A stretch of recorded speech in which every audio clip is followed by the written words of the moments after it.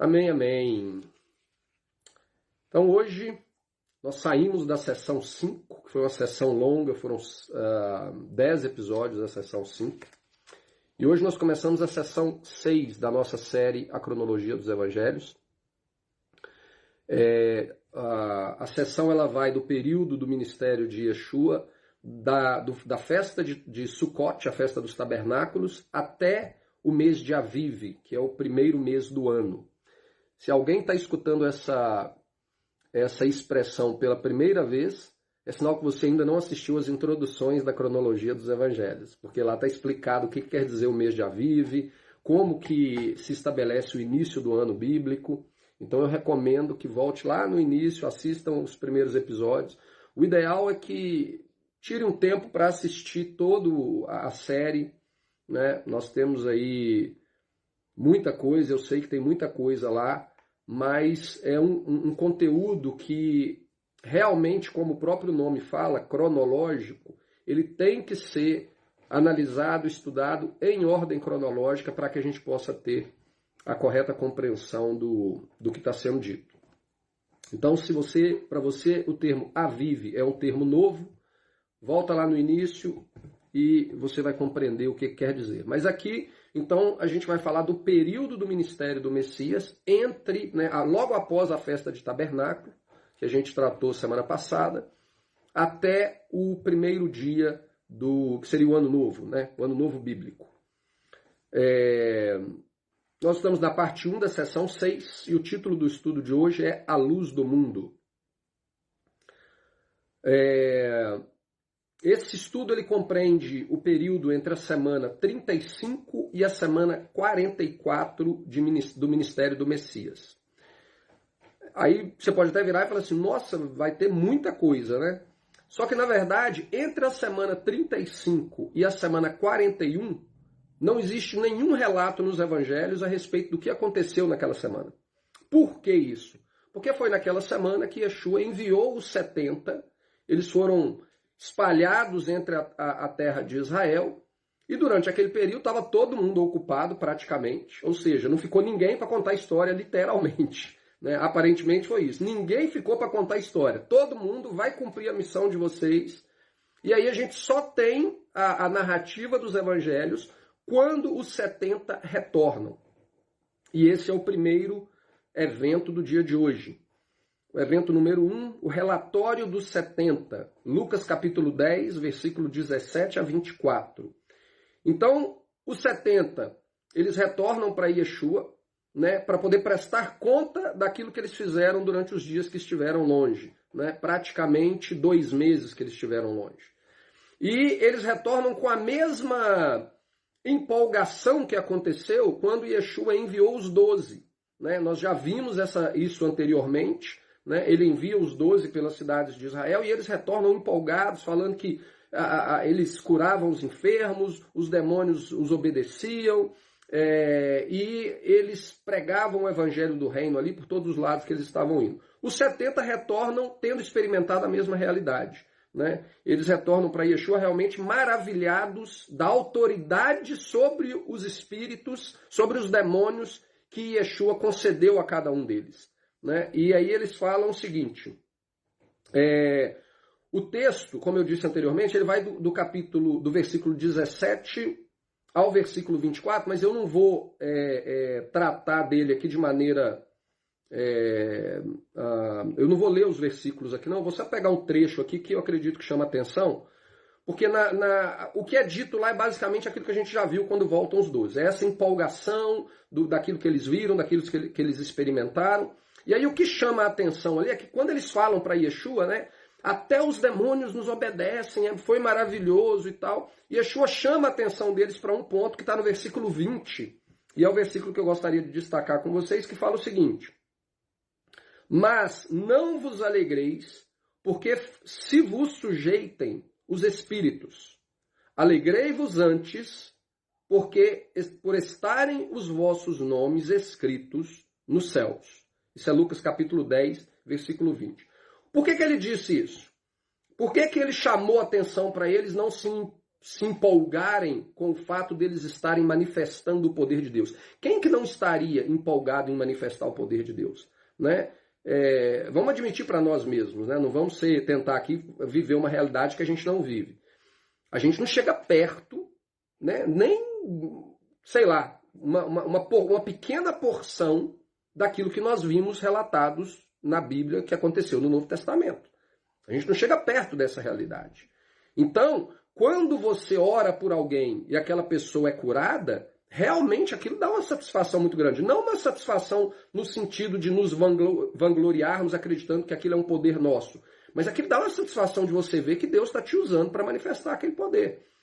Eu, certa vez, tive uma experiência com a Milene, que aparentemente é uma coisa boba, mas que aquilo ali me deu lá, tipo assim, não, gente, aconteceu, né? Ela estava dormindo, era um período que a gente tinha, eu particularmente tinha passado por um período de jejum, a gente estava recebendo um irmão de fora, vindo dos Estados Unidos, e a gente tinha se preparado para que realmente durante aquele período a gente experimentasse do poder de Deus. E a gente foi não me lembro exatamente a situação, acredito que a gente foi para um estudo, retornamos para casa, e numa congregação que a gente frequentava aqui em Londres.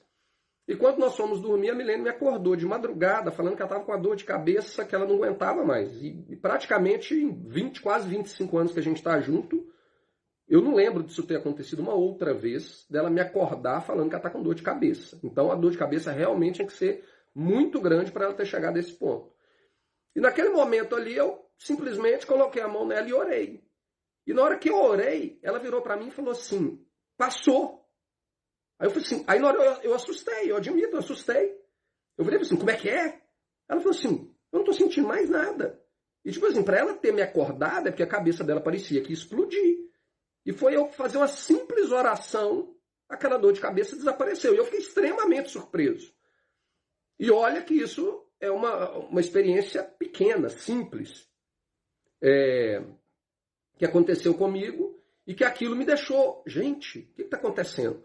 Então imagina se isso, durante um período de quase 2 meses, que é o que aconteceu com esses 70, se tornasse algo corriqueiro. Né? Vem uma pessoa doente, você bota a mão, ela está curada. Vem uma pessoa endemoniada, você bota a mão, o demônio está expulso. Vem outra pessoa, o poder de Deus se manifesta ali. Gente, no final de 2 meses, a única coisa que você quer fazer é gritar e louvar a Deus e adorar a Deus pela manifestação do poder de Deus. Só que aí Yeshua vira para eles e fala com eles, olha, cuidado, não foque nisso. Se alegrem pelo fato do nome de vocês estarem escrito no livro lá no céu. Por que ele chama atenção para isso? Porque lá no capítulo 7 de Mateus, no grande sermão que ele fez, o Sermão da Montanha, ele já havia chamado atenção para essa condição da manifestação do poder de Deus, e ele deixa claro que a manifestação do poder de Deus através da sua vida não é garantia para nada. Então ele fala, não ache que o fato de você estar manifestando o poder de Deus é garantia. O que é garantia para você é que o seu nome esteja escrito lá. E existe uma condição para que o seu nome esteja escrito lá. E aí a gente vê isso em Mateus 7, 21 a 23, que diz, nem todo o que me diz Senhor, Senhor entrará no reino dos céus, mas aquele que faz a vontade do meu Pai que está nos céus. Aquele que faz a vontade do meu Pai que está nos céus. Muitos me dirão naquele dia, Senhor, Senhor, não profetizamos nós no teu nome? Em teu nome não expulsamos demônios? E em teu nome não fizemos muitas maravilhas? Ou seja, esse aqui é o pessoal empolgado. Gente, durante toda a minha vida, durante todo o meu ministério, eu manifestava o poder de Deus. Como assim? Não tem lugar para mim no reino. Como assim meu nome não está escrito aí? A explicação vem logo em seguida. E então lhes direi abertamente, nunca vos conheci. Apartai-vos de mim, vós que praticais a iniquidade. Nós já vimos esse estudo várias vezes, sabemos que a palavra iniquidade aqui é a palavra anomia, que é a rejeição da lei, negar a lei, não ter a lei na sua vida, não viver segundo a lei. Isso aqui é a palavra de Yeshua, a palavra de Jesus, não são minhas palavras. Portanto, ele chama a atenção aqui para essa realidade. Não imagine que o fato de Deus estar te usando para cumprir um propósito é garantia de que você está salvo. O que pode te dar a esperança da salvação é se você está vivendo segundo a vontade do Pai. Esse é que é o grande diferencial. É se você está vivendo segundo a vontade do Pai. Portanto, né, como ele disse anteriormente, não vos alegreis, porque se vos sujeitam os espíritos, mas alegrei-vos antes por estarem os seus nomes escritos no livro, no céu. A doutrina que prevalece hoje em dia no meio cristão é a doutrina de que o selo do Espírito Santo em nós é a garantia para a nossa salvação, que uma vez concedida jamais será removida. Né? De uma maneira, não são todos que pensam assim. Gente, desculpa, minha garganta não está legal hoje não.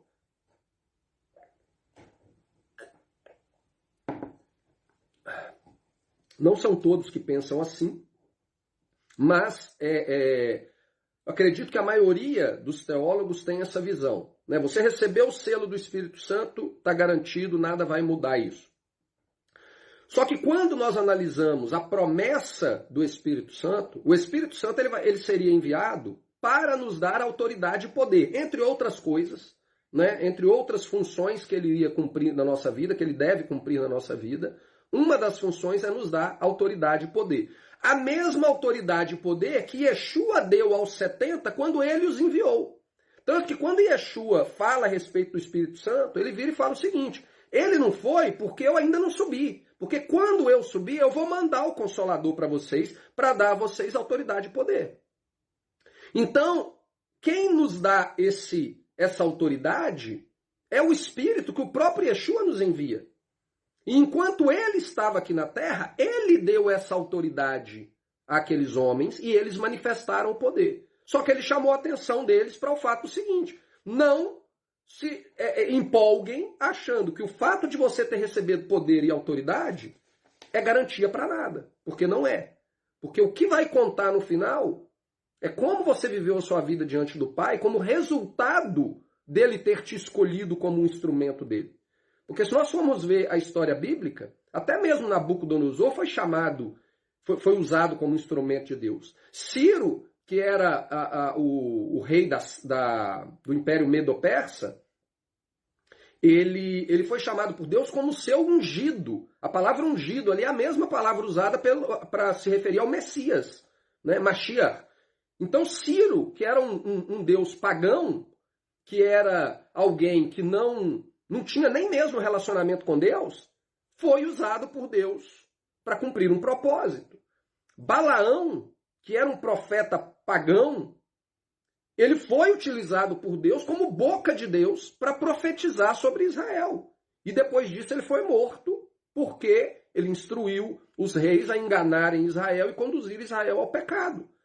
Portanto, a palavra, nós temos vários exemplos na palavra que é o seguinte: o fato de você, em um determinado momento da sua vida, estar sendo ou ter sido um instrumento nas mãos de Deus para a manifestação do poder de Deus, que nós sabemos hoje se manifesta através do Espírito dele, não se iluda achando: mas um dia eu fui usado por Deus, eu tenho certeza então que eu estou salvo, porque um dia eu fui usado por Deus, é impossível que eu não tenha recebido o Espírito Santo, e se eu recebi o Espírito Santo, isso quer dizer que eu não vou perder minha salvação. Não se iluda.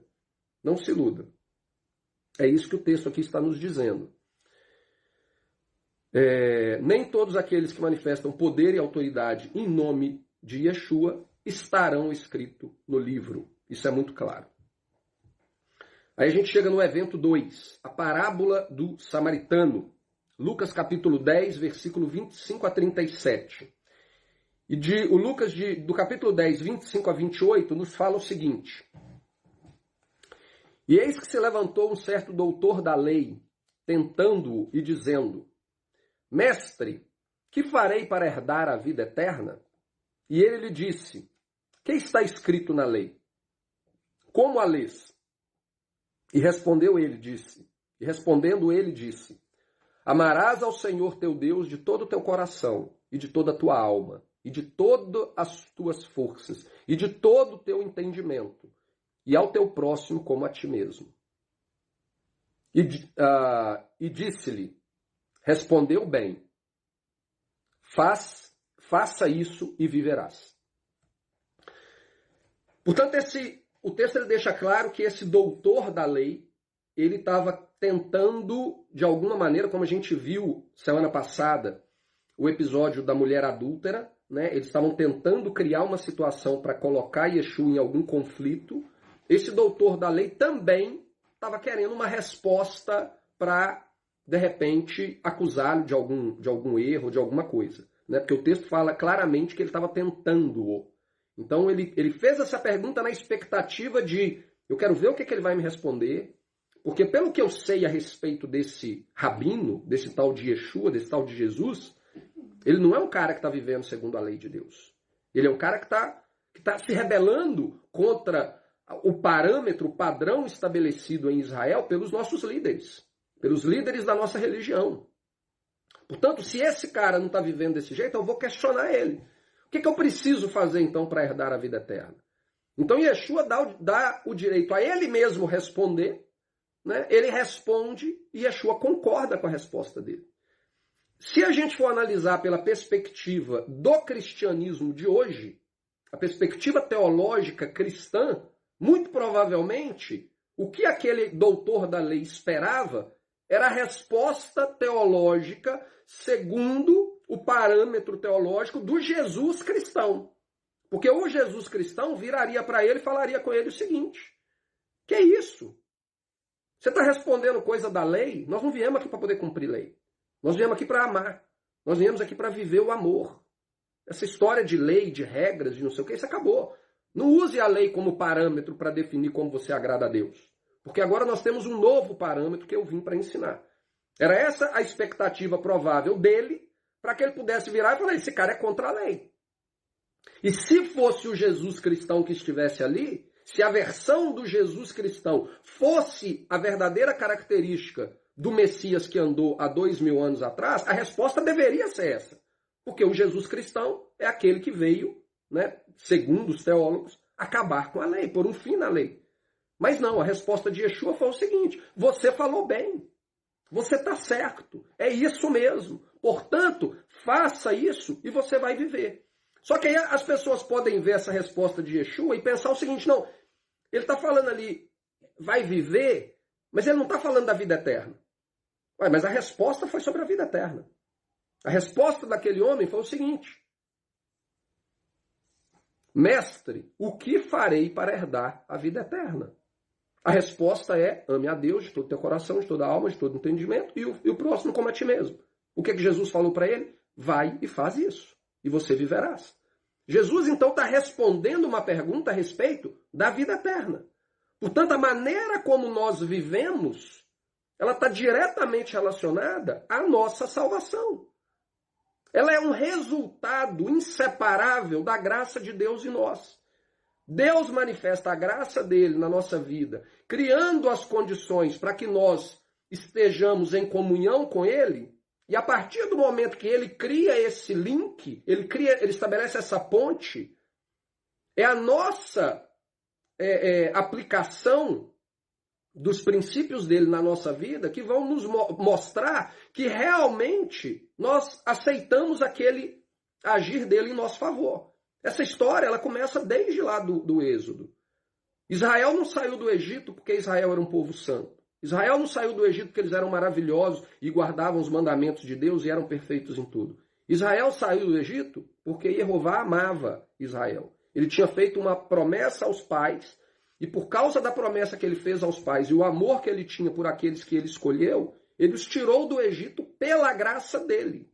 Enquanto lá no Egito eles estavam envolvidos com práticas pagãs.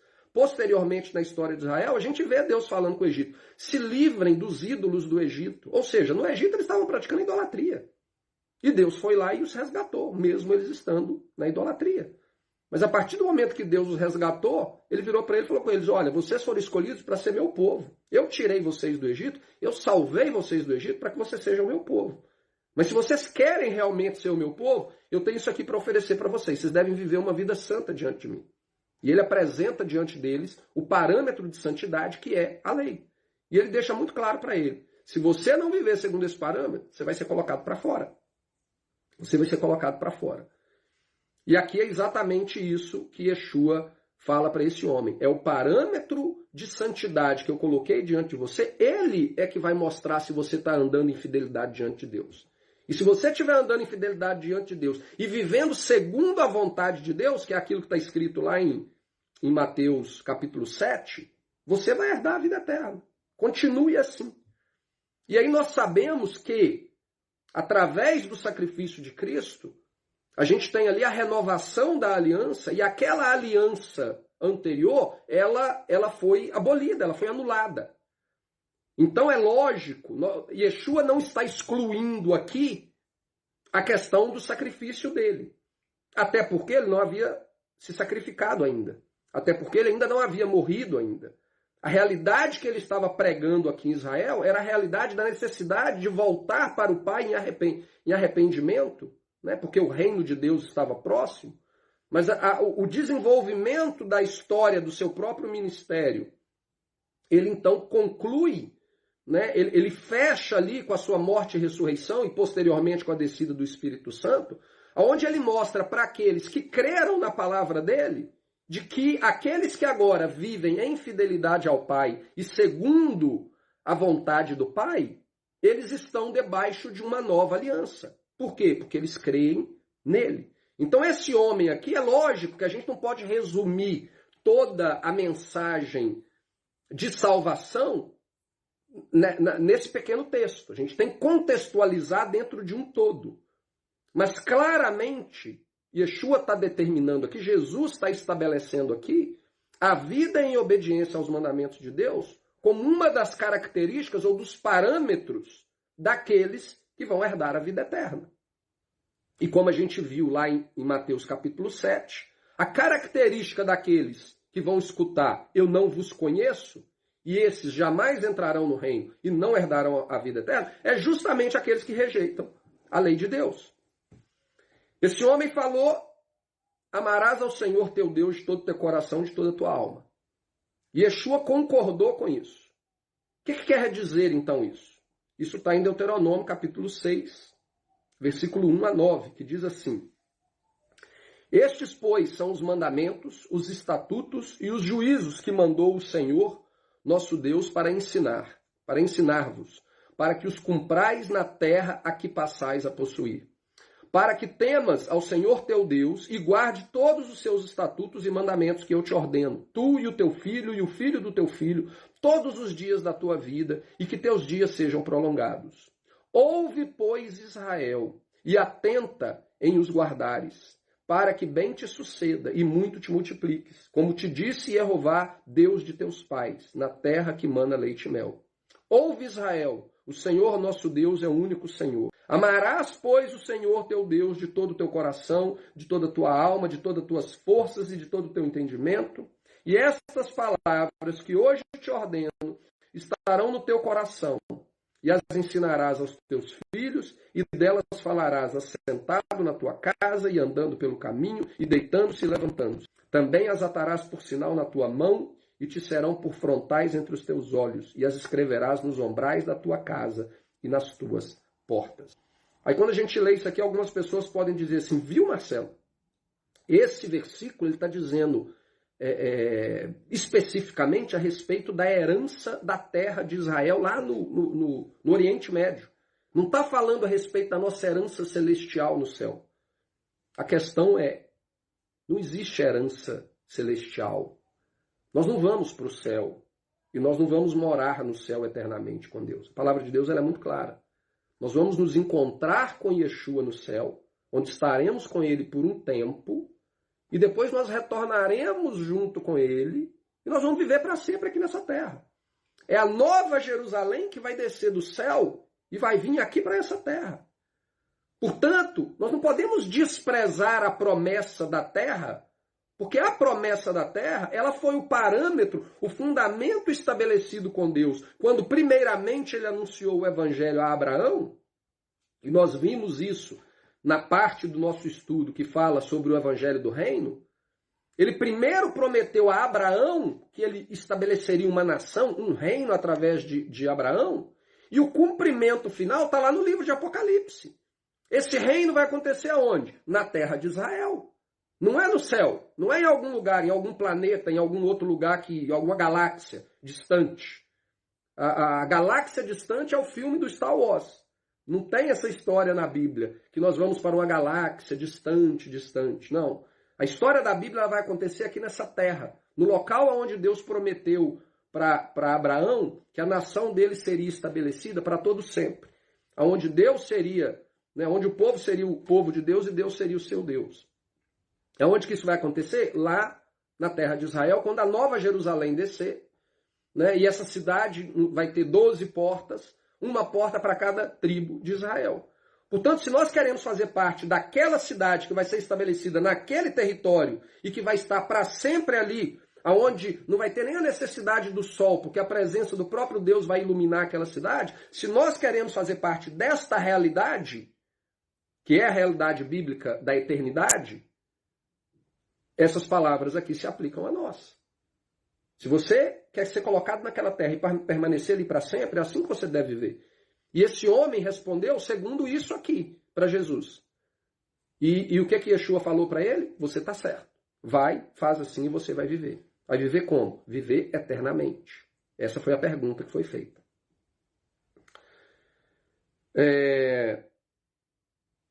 Aqueles que aplicam, né, que entendem e aplicam os princípios contidos na afirmação daquele doutor da lei, são aqueles que vão viver para sempre.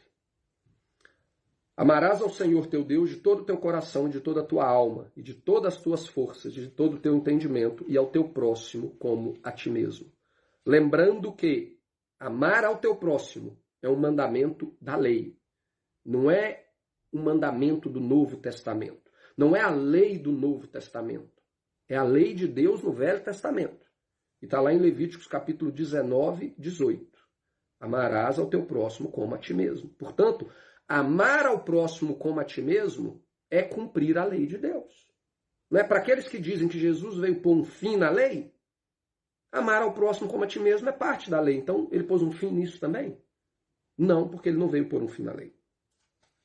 E aí a gente volta a Lucas, no capítulo 10, do versículo 29 a 37, quando a gente tem ali narrado a parábola do samaritano, que é uma parábola que a gente já conhece muito bem, né? E a conclusão de Yeshua ali, ao fim daquela parábola, é que as nossas ações mostram se realmente as nossas palavras são verdadeiras, né? Assim como, se eu amo a Deus, eu guardo os seus mandamentos, e João fala disso, eu até esqueci, eu poderia ter colocado aqui o texto de João, né? Uma das suas cartas, não lembro exatamente onde que está, mas João fala, aquele que diz que conhece a Deus e não guarda os seus mandamentos é mentiroso.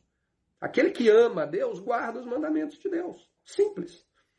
Então, aquele que diz, eu amo a Deus com todo o meu coração, com toda a minha força e com todo o meu entendimento, como que eu provo isso? Como que eu comprovo isso na prática? Sendo fiel a Deus. É o que está ensinando lá em Deuteronômio capítulo 6. E aquele que ama o seu próximo, e que também, só por amar o seu próximo, está cumprindo a lei de Deus, ele trata o próximo como ele gostaria de ser tratado pelos outros. Então, esse é a conclusão ali da parábola do samaritano. E aí a gente chega no nosso evento 3. Se vocês tiverem prestado atenção na imagem que eu compartilhei, né, que descreve o estudo de hoje, vocês vão ver que pela primeira vez nós não temos nenhum evento que tem o mesmo nome do título do estudo. Primeiramente, eu estava pensando em colocar o nome, mas depois eu falei, não, acho que seria melhor eu colocar a luz do mundo, porque a luz do mundo, ela, na verdade, ela faz referência ao evento 3 e ao evento 4. Ele não está limitado a apenas um evento. O termo a luz do mundo, ele se torna o ponto central da mensagem de Yeshua durante um certo período que ele ficou em Jerusalém. E que começa na semana, por volta ali da semana 42, 43. Então ele recebe os 70, ele tem ali o relato do que aconteceu, né, ficou ali esses 7 semanas de silêncio, nenhum evangelho está narrando nada. Os 70 retornam, E ele recebe os 70, eles prestam o relatório para ele. Naquele momento ali, algum tempo depois, ele tem esse bate-papo aí com esse doutor da lei. E aí a gente entra no evento 3. Nesse evento 3, o retorno a Jerusalém. João capítulo 8, versículo 12 a 59. Nós sabemos que após a festa de tabernáculo, Yeshua vai embora de Jerusalém. Por quê? Porque ele já tinha falado antes que ele não ia ficar na Judéia. Ele estava a todo momento evitando a Judéia porque ele sabia do risco de vida que ele corria estando em uma região completamente dominada pelo sistema religioso de Israel. Então ele preferia ficar no norte de Israel, que não tinha esse domínio de uma maneira tão intensa. Isso ele deixou muito claro. Ele só foi a Jerusalém durante a festa de tabernáculos porque ele tinha que cumprir um mandamento bíblico. Então ele era obrigado a ir ali. Só que aí agora a gente vai ver que Yeshua está de volta em Jerusalém. Por que ele voltou a Jerusalém? O que ele foi fazer em Jerusalém? Se ele já tinha deixado claro que ele iria evitar. Nós vamos ver aqui que ele retorna a Jerusalém durante um período que se chama a festa da dedicação. No hebraico, né, a festa de Hanukkah. É uma festa que acontece no inverno. Não é uma festa bíblica, não é um mandamento estabelecido por Deus.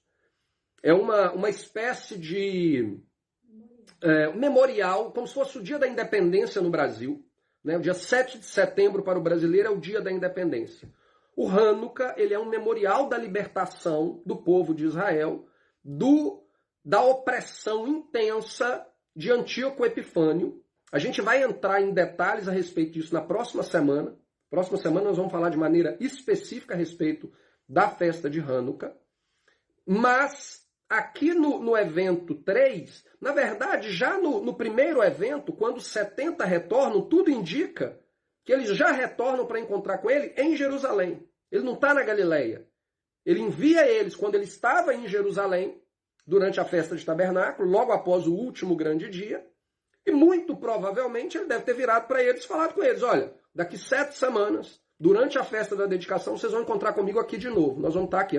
Aqui é o ponto central da nossa reunião. Muito provavelmente. Isso não está escrito no texto, mas é o que provavelmente aconteceu porque ele espalhou os 70. Naquela época não tinha celular para poder virar gente. O Messias está lá em Jerusalém de volta. Então os 70 que estão espalhados vão todo mundo para lá. Não era fácil. Não era fácil mandar as pessoas, olha, vai atrás para achar onde que estão os 70, que estão andando para todo lado, e fala para eles que ele voltou para Jerusalém. Então, muito provavelmente, isso já havia sido programado lá no início, já havia pré-estabelecido. Então, eles retornam para Jerusalém, encontram com ele, e essas situações todas acontecem em Jerusalém. Se nós lermos o texto, não levando em consideração essa questão cronológica, essa questão dos parâmetros das festas bíblicas, nós vamos ler como qualquer teólogo cristão leria, e vai chegar ali na festa dos tabernáculos, vai emendar com a mulher adúltera, e vai emendar e vai achar que era uma coisa só. Jesus desceu, ficou lá em Jerusalém, participou da festa, continuou, como se fosse uma coisa só. Mas quando a gente temporiza os eventos, a gente vê que não é uma coisa só, existe um gap aí dessas 7 semanas, e aí a gente vem e começa a ver esses incidentes aqui que acontecem durante o período que ele está de volta a Jerusalém. E quando ele está ali, ele começa a enfatizar que ele é a luz do mundo. Eu não vou ler todos os textos que estão citados aqui nesse evento, porque é muito texto. Eu vou focar nos textos que eu achei mais interessante para o conteúdo do nosso estudo. João 8,12 diz o seguinte: falou-lhe, pois, Jesus outra vez, dizendo: eu sou a luz do mundo. Quem me segue não andará em trevas, mas terá a luz da vida. A gente viu que quando ele estava na festa de tabernáculos, o foco da palavra dele era aquele que me enviou. Né? Quando ele foi dar ali um ensinamento a respeito da água, né? Aquele que tem sede vem até a mim e beba. Antes daquilo ali, ele começou a repetir esse tal do quem me enviou, eu vou voltar para quem me enviou, eu fui enviado pelo Pai. E aí a gente sabe que o contexto estava relacionado ao evento que estava acontecendo, de pegar a água lá no poço de Siloé, o poço do enviado, derramar no altar, pedindo a Deus que derrame as bênçãos sobre Israel, que cumpra a promessa dele sobre Israel. E aí ele vira e fala, eu sou o enviado. E aqui ele muda. O foco já não é mais no eu fui enviado, eu sou o enviado. Aqui é eu sou a luz do mundo. E isso está diretamente relacionado com a festa de Hanukkah. Então a gente vai, a partir daqui, então, compreendendo esse aspecto, a gente vai prestar atenção nisso. A festa de Hanukkah é uma festa de 7 dias. Portanto, Yeshua foi para Jerusalém, ele não tinha obrigação de estar ali. Né? Isso é uma coisa que chama a atenção, levanta inclusive um certo debate no meio messiânico, porque alguns acreditam que a festa de Hanukkah, de alguma maneira, ela deve ser respeitada. Eu aqui na minha casa a gente não celebra, mas eu não vejo nenhum erro em quem celebra, desde que seja coerente com a história. Né? O que o judaísmo celebra hoje não tem nada a ver com a história, é uma invenção judaica, é uma fábula judaica. Infelizmente, muitos messiânicos que continuam presos ao judaísmo replicam essa fábula judaica. Né? Eles têm uma menorá, é tipo um candelabro, mas é um candelabro de 9 braços, não é o candelabro de 7 braços. Isso não existe fundamento nenhum na palavra de Deus. Isso é uma invenção do judaísmo. Né? Então, se a pessoa quer festejar segundo o parâmetro da história, do que conta a história, eu não vejo mal nenhum. Mas, no meio messiânico, existem aqueles que veem essa festa como um acréscimo à lei. Né? Porque a palavra de Deus ela é muito clara. Não acrescentarás e não diminuirás daquilo que eu te dei. Algumas pessoas veem esse memorial como se fosse um acréscimo. Só que ninguém estabeleceu essa festa como se fosse algo estabelecido por Deus. Apesar de que, quando nós vamos na tradição judaica, a tradição judaica estabeleceu algumas coisas relacionadas à maneira como eles celebram a festa, como se fosse lei. Se você não celebrar dessa maneira, se você não acender a vela nesse dia, dessa maneira e tal, você não está cumprindo o seu mandamento. E aí isso sim é errado. Mas ver este mandamento como um memorial de uma libertação importante que Israel teve, não vejo nada de errado nisso. Assim como nós temos no livro de Esther, a festa de Purim, que é uma libertação que Israel teve, né, da destruição na época da rainha Esther. O Hanukkah ele tem o mesmo significado. Então algumas pessoas veem como algo, tudo bem, não é bíblico, não foi estabelecido por Deus, mas tem um significado importante na história de Israel, no agir de Deus em favor de Israel. Então eu vou lembrar dessa data. Outros respeitam o fato de ser uma data importante, mas não tem obrigação de celebrar, não vou celebrar, não tem necessidade disso. Por outro lado, outros acabam seguindo o judaísmo e, eu tenho que celebrar, tem que ser dessa maneira e etc. e tal. A gente vai tratar disso de maneira bem específica na semana que vem, não vou entrar em detalhes aqui, mas o ponto em questão é que alguns acham que é acréscimo que a gente não deveria fazer. Só que aí, o que levanta o questionamento todo é o seguinte, se é um acréscimo, por que Yeshua estava em Jerusalém? Se o praticar a festa do Hanukkah fosse um pecado, porque você está acrescentando a lei de Deus, o que fez Yeshua ignorar o perigo que ele estava consciente que ele corria ao ir para Jerusalém, e ele vai para Jerusalém durante esse período da festa? O que levou ele, o que motivou ele a fazer isso? Eu acho que não faz sentido. Se ele já havia falado, eu não vou para Jerusalém, eu não vou para a região da Judéia, e aí tem uma festa lá do judaísmo, vamos colocar dessa maneira, uma festa do judaísmo, que não tem nada a ver com a lei de Deus, e eles estão lá praticando os seus rituais e as suas festas, as suas coisas lá, que teoricamente não seriam corretas. Por que Yeshua vai para lá? Deixa eles lá com a religiosidade deles. Mas ele sentiu a necessidade de descer, e quando ele desce, ele harmoniza a sua mensagem com o conteúdo da festa.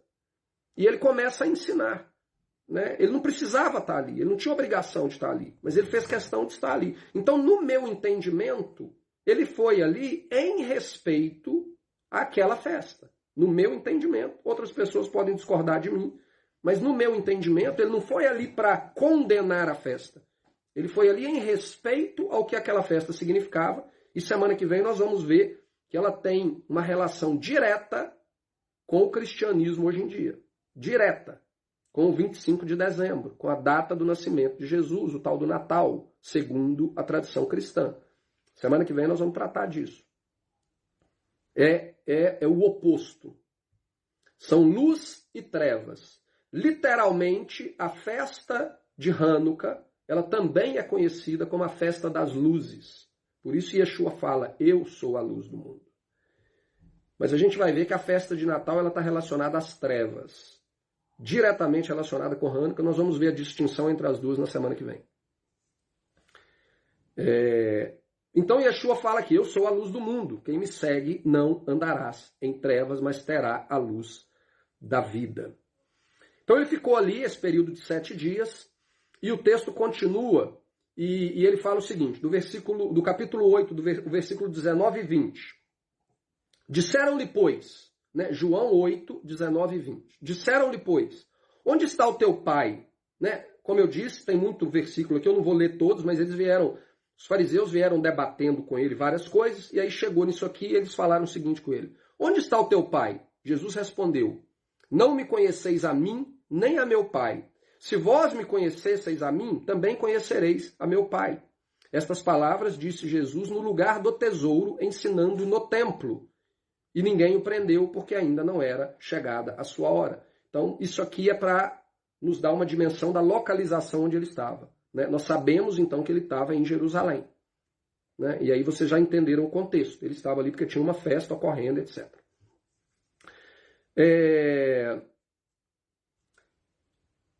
Aí a gente chega no versículo 28 a 30. João capítulo 8, 28 a 30. Disse-lhes, pois, Jesus... Quando levantardes o Filho do Homem, então conhecereis que eu sou, e que nada faço por mim mesmo, mas isto falo como meu Pai me ensinou. E aquele que me enviou está comigo. O Pai não me tem deixado só, porque eu faço sempre o que lhe agrada. Então ele está deixando claro para eles aqui, que ele não faz aquilo que ele quer, ele faz aquilo que o Pai ensinou a ele para que ele viesse fazer, e tudo que ele faz segundo aquilo que agrada ao Pai. Ele está deixando isso bem claro. Dizendo estas coisas, muitos creram nele.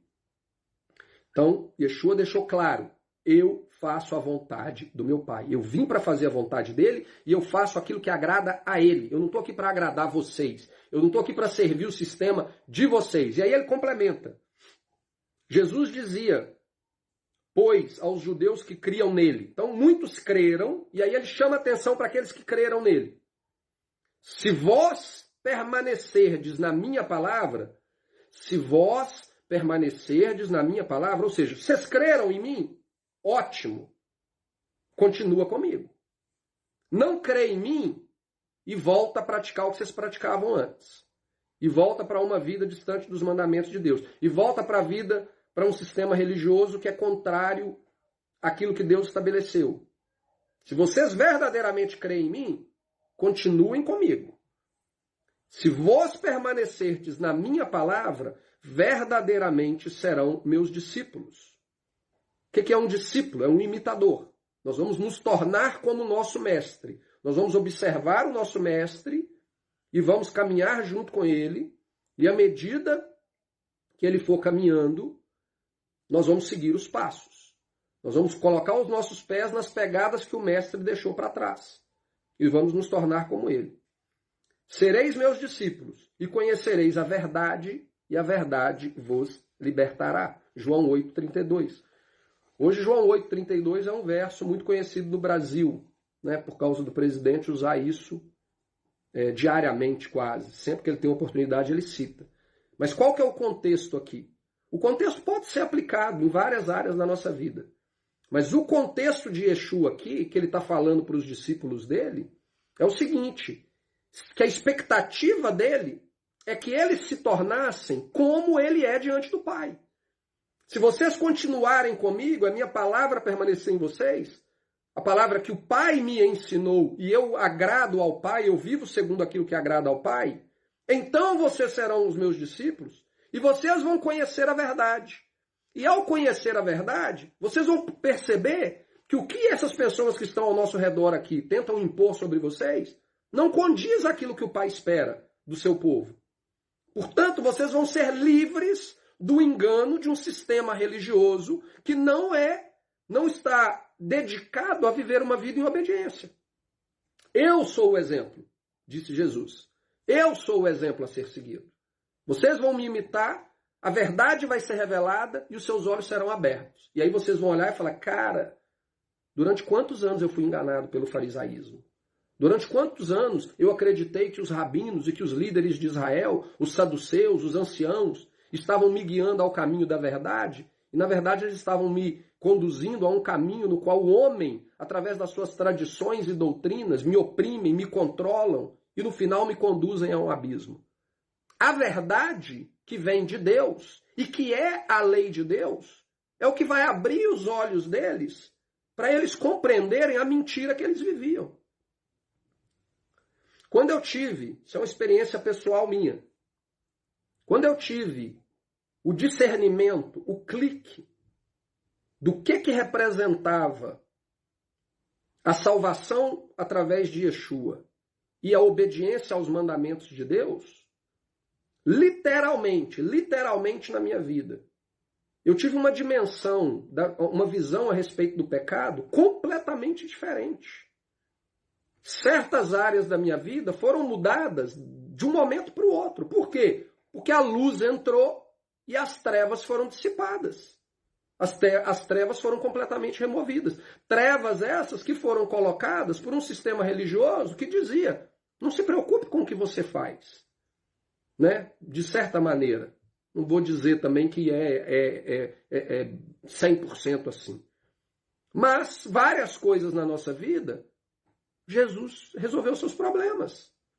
Então, o nosso cuidado com o pecado, ele não era tão rigoroso. Por quê? Porque no final das contas, o que conta é eu acreditar em Jesus. Se eu acreditar em Jesus é a única coisa que eu preciso, né? Eu erro aqui, erro ali, cometo um pecado aqui, cometo um outro pecado ali, tenho um vício nisso, tenho uma prática errada naquilo, mas eu chego em casa, oro antes de dormir, peço perdão pelos meus pecados, tudo resolvido. Então, quando a gente conhece a verdade, e a verdade é a lei de Deus, os nossos olhos são abertos. Lá em Salmos 119, 142, tem a definição, é o único local na Bíblia que tem a definição do que é a verdade. E o texto lá diz, a tua lei é a verdade. Portanto, a partir do momento que você conhece a lei, compreende a aplicação da lei na nossa vida através da graça de Cristo, porque nós fomos salvos pela graça, nós devemos andar em obediência. Quando a gente compreende isso, as escamas realmente caem dos nossos olhos e a gente começa a ver que muitos daqueles que estavam ao nosso redor e que demonstravam um ar de santidade, na verdade, são espíritos maus que estavam nos conduzindo ao abismo, à perdição. Talvez eles não sejam os espíritos maus, mas eles estão sendo enganados por esse espírito e estavam também nos enganando. E essas pessoas precisam ter os olhos abertos para essa realidade. Continuando, versículo 33 a 39.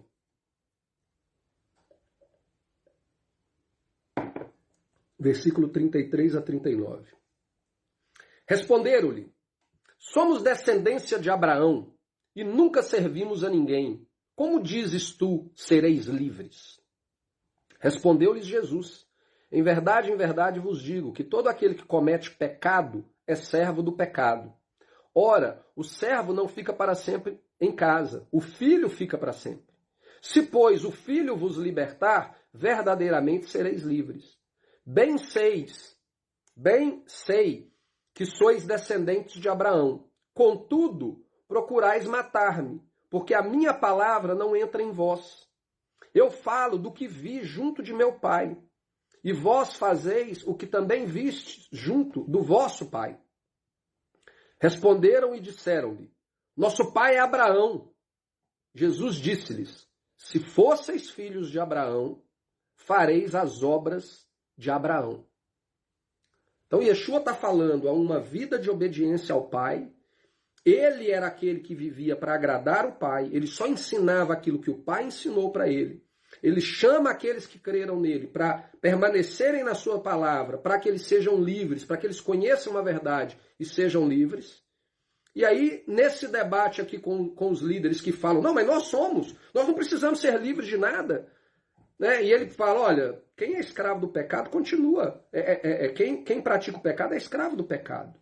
Vocês estão vivendo na prática da transgressão da lei durante muito tempo, acrescentando e diminuindo a lei de Deus, ignorando vários parâmetros, aceitando contaminação de paganismo dentro do próprio judaísmo, abraçando práticas místicas de outros povos. Vocês estão com um monte de coisa errada no meio de vocês. Então vocês precisam reconhecer que vocês estão errados, porque se realmente vocês vivessem segundo a vontade de Abraão, vocês fariam as obras que Abraão fez. E aí a pergunta é, que obras são essas? O que Yeshua está falando aqui quando ele vira e fala, vocês fariam as obras de Abraão, quando na verdade ele estava falando a respeito de obediência, de compromisso com a palavra de Deus, com a verdade de Deus? A resposta está em Gênesis 26, versículo 5. Porquanto Abraão obedeceu a minha voz e guardou o meu mandamento, os meus preceitos, os meus estatutos e as minhas leis. A lei ela foi entregue de forma escrita no Monte Sinai. Abraão já não estava mais lá no Monte Sinai. Ela foi entregue através de Moisés. Porém, aqui em Gênesis 26, e essa aqui era Deus falando com Isaac, ele fala para Isaac o seguinte, eu vou cumprir a minha promessa com você, porque Abraão, a quem eu chamei para ser reto diante de mim, ele obedeceu a minha voz, guardou o meu mandamento, os meus preceitos, os meus estatutos e as minhas leis. Portanto, apesar da gente não ver uma lei escrita lá em Gênesis, claramente existia o conhecimento da lei de Deus. Eu não digo que ele tinha um conhecimento pleno da lei de Deus, porque a gente não tem prova disso. Mas quando a gente volta antes da lei, nós vemos vários exemplos de práticas que estão contidas na lei que é dada a Moisés, mas que já eram observadas lá desde o Jardim do Éden. Nós temos lá a história de Caim e Abel, onde eles oferecem ao Senhor a primícia. Como que eles sabiam que eles tinham que oferecer as primícias? Como que eles sabiam disso? Existia alguma lei que falava a respeito das primícias. E nós vemos outros exemplos antes mesmo da lei existir. E Jesus usa o exemplo de Abraão para virar para o povo judeu, para os líderes religiosos de Israel, e falar com eles. Se vocês realmente fossem filhos de Abraão, vocês fariam aquilo que Abraão fez, a obra que Abraão fez. Qual foi a obra dele? Qual foi a grande obra de Abraão? Foi que, como resultado da sua fé, porque ele é o pai da fé, ele cumpriu isso aqui. Ó. Como resultado de crer em Deus, crer na promessa de Deus, que ele foi escolhido para, através dele, estabelecer uma nação e estabelecer um reino sobre a terra, ele foi fiel a Deus. Ele andou em obediência aos mandamentos, estatutos, preceitos e à própria lei. Portanto, quando Yeshua fala aos seus discípulos que eles deveriam permanecer fiel, ele faz essa distinção dos fariseus justamente porque os fariseus não seguiam o exemplo de Abraão. Hoje nós sabemos que através da fé no Messias, nós nos tornamos filhos de Abraão. Né? Nós fomos adotados como filhos de Abraão. E para nós essa palavra continua viva. Se nós realmente somos filhos de Abraão, como que nós devemos andar? Nós devemos fazer as mesmas obras que Abraão fez.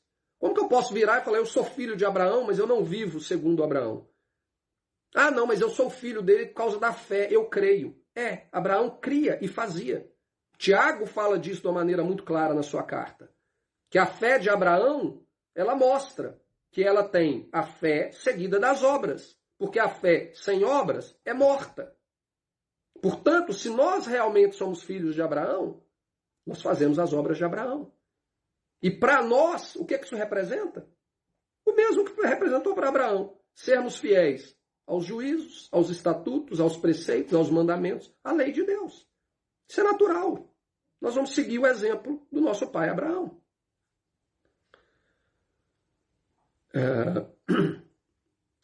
Yeshua, então, ele vivia em obediência ao Pai, e Abraão fez o mesmo. Esse era o exemplo que deveria ser seguido. Porém, aqueles que se declaravam filhos de Abraão seguiam o exemplo daqueles que verdadeiramente era o pai deles. E Yeshua fala isso no versículo 40 a 47. Mas agora procurais matar-me a mim, homem, que vos tem dito a verdade que de Deus tem ouvido. Abraão não fez isso. Vós fazeis as obras do vosso pai. Disseram-lhe, pois, nós não somos nascidos de fornicação. Nós temos um pai, que é Deus. Eles falaram essa questão da fornicação por causa da história de Yeshua, né? de José, de Maria e tal. Então eles sabiam a história do nascimento dele. E eles falam, você é filha de fornicação da sua mãe. Né? Porque eles não criam que havia sido algo, a manifestação do poder de Deus. Nós não somos nascidos de fornicação, nós temos um pai, que é Deus. Disse-lhe, pois, Jesus, se Deus fosse o vosso pai, certamente me amareis, pois que eu saí e vim de Deus. Não vim de mim mesmo, mas ele me enviou. Por que não entendeis a minha linguagem? Porque não poderdes ouvir a minha palavra. Vós tendes por pai o diabo, e quereis satisfazer os desejos do vosso pai. Ou seja, vocês não estão preocupados em agradar a Deus, vocês estão preocupados em agradar o diabo, porque tudo que vocês fazem é perverter os mandamentos de Deus. Ele foi homicida desde o princípio e não se firmou na verdade, porque não há verdade nele. Quando ele profere mentira, fala do que é próprio, porque é mentiroso e o pai da mentira. Mas por que vos digo a verdade e não me credes? Quem dentre vós me convence de pecado? E se vos digo a verdade, por que não credes? Quem é de Deus, escuta as palavras de Deus. Por isso, vós não escutais, porque não sois de Deus. O problema dos líderes judeus era justamente que eles não estavam preocupados em escutar as palavras de Deus. Eles estavam preocupados em escutar as palavras que vinham do sistema religioso.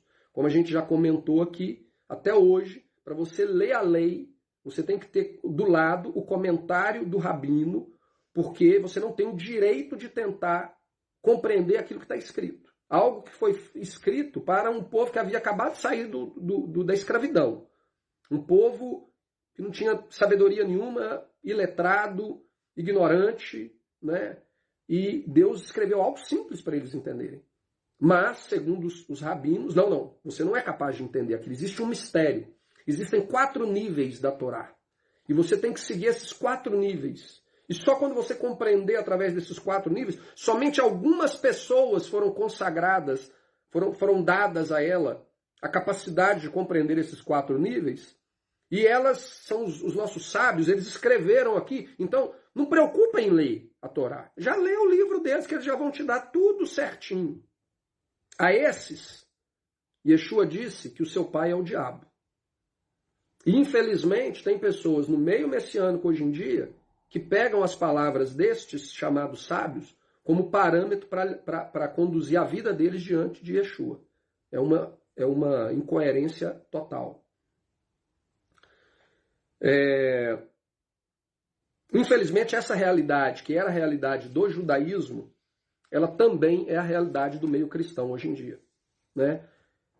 Eles não estão preocupados em seguir a palavra de Deus, eles estão preocupados em seguir a palavra da denominação, passada através dos líderes, passada através do pastor, passada através da Assembleia Geral. Ali é que tem a verdade. Eles vão me dar a verdade, vão mastigar e vão me falar. Eu não preciso ler a Bíblia.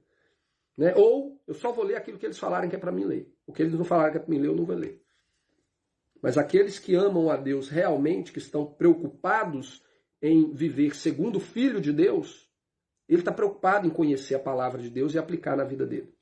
Versículo 48 a 59. Responderam, pois, os judeus e disseram-lhe, não dissemos nós bem que é samaritano e que tens demônio? Ou seja, quiseram agora discriminá-lo, considerá-lo, cara, você nem judeu é. Você deve ser um samaritano, você deve ser filho de algum samaritano que teve um caso com a sua mãe e o seu pai depois te pegou para criar, porque você é filho de uma fornicação e aqui agora estão chamando ele de samaritano. Nós sabemos que a história dos samaritanos vem da divisão do reino, né? O reino do sul, o reino do norte, A gente sabe que os samaritanos vieram daquela divisão. Então eles agora começaram a ser, cara, nem judeu você deve ser. Jesus respondeu, eu não tenho demônio, antes honra ao meu Pai, e vós me desonrais. Eu não busco a minha glória. A quem a busque e julgue. Em verdade vos digo que se alguém guardar a minha palavra, nunca verá morte. Disseram-lhe, pois, os judeus, agora conhecemos que tem demônio. Morreu Abraão e os profetas, e tu dizes, se alguém guardar a minha palavra, nunca provará a morte? És tu maior do que o nosso pai Abraão, que morreu? E também os profetas morreram? Quem te fazes tu ser? Jesus respondeu, se eu me glorifico a mim mesmo, a minha glória não é nada. Quem me glorifica é meu Pai, o qual dizeis que é vosso Pai, que é vosso Deus. E vós não o conheceis, mas eu o conheço. E se disser que o não conheço, serei mentiroso como vós, mas conheço e guardo a sua palavra. Por isso que lá em João, na carta de João, João fala, aquele que diz que conhece e não guarda é mentiroso. Yeshua, o que João está falando lá é aquilo que está sendo dito aqui. Vocês falam que conhecem a Deus, que Deus é o Pai de vocês, mas vocês não guardam os mandamentos dele. Mas eu conheço ele, e porque eu conheço ele, eu guardo a palavra dele. Abraão, vosso pai, exultou por ver o meu dia, e viu e alegrou-se. Disseram-lhe, pois, os judeus, ainda não tem 50 anos e viste a Abraão? Disse-lhe Jesus, em verdade vos digo, que antes que Abraão existisse, eu sou. Então pegaram em pedras para lhe atirarem, mas Jesus ocultou-se e saiu do templo, passando pelo meio deles, e assim se retirou. Então o ponto que chama mais atenção aqui é, Abraão, vosso pai, exultou por ver o meu dia, e viu e alegrou-se. O que Yeshua quer dizer com isso? Que Abraão viu o meu dia e se alegrou. Existem 2 episódios na vida de Abraão que são figuras proféticas relacionadas ao sacrifício do Messias. A primeira delas está em Gênesis 14, e é quando Abraão encontra com Melquisedeque, o sacerdote do Deus Altíssimo, como o texto se refere a ele. E a outra é em Gênesis capítulo 22, quando ele vai sacrificar Isaac no Monte Moriá, em Jerusalém, onde posteriormente vem a ser Jerusalém. Né? O Melquisedeque era o sacerdote de Salém, depois passa a ser Jerusalém. E ali Deus proveu o sacrifício no lugar do filho de Isaac. Nesses 2 episódios são figuras proféticas do sacrifício do Messias. E Yeshua fala aqui que Abraão ele viu o que iria acontecer com ele. E nós sabemos que o memorial do sacrifício do Messias, ele é o pão e o vinho, a ceia. E é exatamente isso que acontece lá em Gênesis capítulo 14.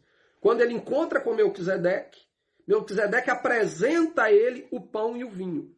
E ele ficou tão satisfeito daquilo que Melquisedeque fez para ele, e o texto não entra em detalhes. É lógico que o encontro de Abraão com Melquisedeque não se resume naquele versículo. Né? Teve uma celebração, teve um encontro, teve uma festa, teve alguma coisa muito grande. Mas a coisa foi tão significativa na vida de Abraão, que Abraão pegou 10% de tudo que ele havia acabado de conquistar numa batalha, no qual ele salva Ló, e ele pega 10% daquilo, ele pega o dízimo daquilo e ele entrega para o rei de Salém. Ele dá como oferta ao sacerdote do Deus Altíssimo, em gratidão daquilo que o sacerdote apresentou a ele com o pão e o vinho. Nós sabemos que o pão e o vinho hoje nós sabemos disso, que ele é um memorial do sacrifício de Cristo. Segundo a tradição judaica, a partir daquele momento, Abraão estabeleceu uma tradição de que na mesa do povo de Israel, sempre durante os períodos de festa e de adoração a Deus, sempre deveria ter o pão e o vinho. Quando eu cheguei aqui em Londres, eu já contei essa história outras vezes, eu fui trabalhar numa sinagoga, e uma das coisas que me surpreendeu na sinagoga foi quando eu cheguei na sinagoga, depois do sábado, para limpar a sinagoga, e as mesas estavam cheias de pão e vinho. Eu olhei aquilo e falei, gente, o que é isso? Coisa louca é essa? Isso é coisa de cristianismo. Isso tem nada a ver com o judaísmo? Por que esse povo está tomando vinho e comendo pão dessa maneira? Tudo bem. Tipo assim, ninguém é proibido de tomar vinho e comer pão. Mas claramente, a única coisa que você via em cima da mesa era pão e vinho. Então, claramente, eles tinham feito algum tipo de celebração no qual o pão e o vinho tinham significado. E eu fiquei muito confuso, porque eu falei assim, gente, mas se a ceia do Senhor foi estabelecida por Jesus, por que os judeus fazem a ceia do Senhor? E aí eu descobri que, na verdade, Yeshua não inventou nada. Yeshua, na verdade, ele trouxe o significado para aquilo que Abraão já havia estabelecido na lei, lá em Gênesis capítulo 14. Então ali Abraão, quando Abraão recebe o pão e o vinho de Melquisedeque, Abraão foi revelado a ele aquilo que viria a acontecer mais de 1000 anos depois, com o Messias, e ele se alegrou naquilo, deu 10% do que ele tinha de oferta a Melquisedeque, e ele estabeleceu essa tradição. Quando então chega ali no período da Páscoa, e nós temos ali o pão e o vinho na mesa, Yeshua pega aquele símbolo que os judeus praticavam até então sem saber o porquê, e ele fala, olha, isso aqui, esse pão é o meu corpo e esse vinho é o meu sangue. Até hoje os judeus continuam celebrando isso, não só dentro da sinagoga, mas na casa deles, todos os sábados, todas as festas bíblicas, eles têm o pão e o vinho, o pai parte o pão, os filhos mais velhos, né, acima de 13 anos, cada um tem ali o seu pão, eles têm o vinho, então eles têm todo o ritual em torno do pão e do vinho, mas aqueles que ainda não compreenderam a realidade do Messias, eles ainda estão com seus olhos tampados, eles ainda estão presos na sombra. Eles ainda não compreenderam a realidade que é o Messias. Agora, quer dizer que uma vez que a sombra foi revelada, eu vou jogar a sombra fora? Não. O exemplo disso é que justamente Yeshua cumpriu a sombra e a sombra continua lá. Eu sou a realidade do cumprimento do pão e do vinho, mas agora vocês vão continuar celebrando o pão e o vinho, porém sabendo para onde que ele apontava. Né? Existe muito aquele argumento no meio cristão de que, não, uma vez que a realidade se manifestou, a sombra não é necessária mais. Não, uma vez que a realidade se manifestou, aí você vai praticar a sombra sabendo o que ela significa. Não mais tendo uma compreensão parcial dela, mas uma compreensão plena. E você vai poder saborear, experimentar daquela realidade, seja ela qual for, de uma maneira ainda mais intensa, porque agora você compreende ela em toda a sua profundidade. Então, foi isso que aconteceu quando Yeshua fala a respeito da ceia. Ele não estava inventando algo novo. Ele estava simplesmente dando significado àquilo que um dia foi revelado para Abraão muito antes e as pessoas aqui ainda não compreendiam. E a gente chega no nosso último evento. A cura de um cego de nascença. João 9, versículo 1 a 41. E passando Jesus, viu um homem cego de nascença.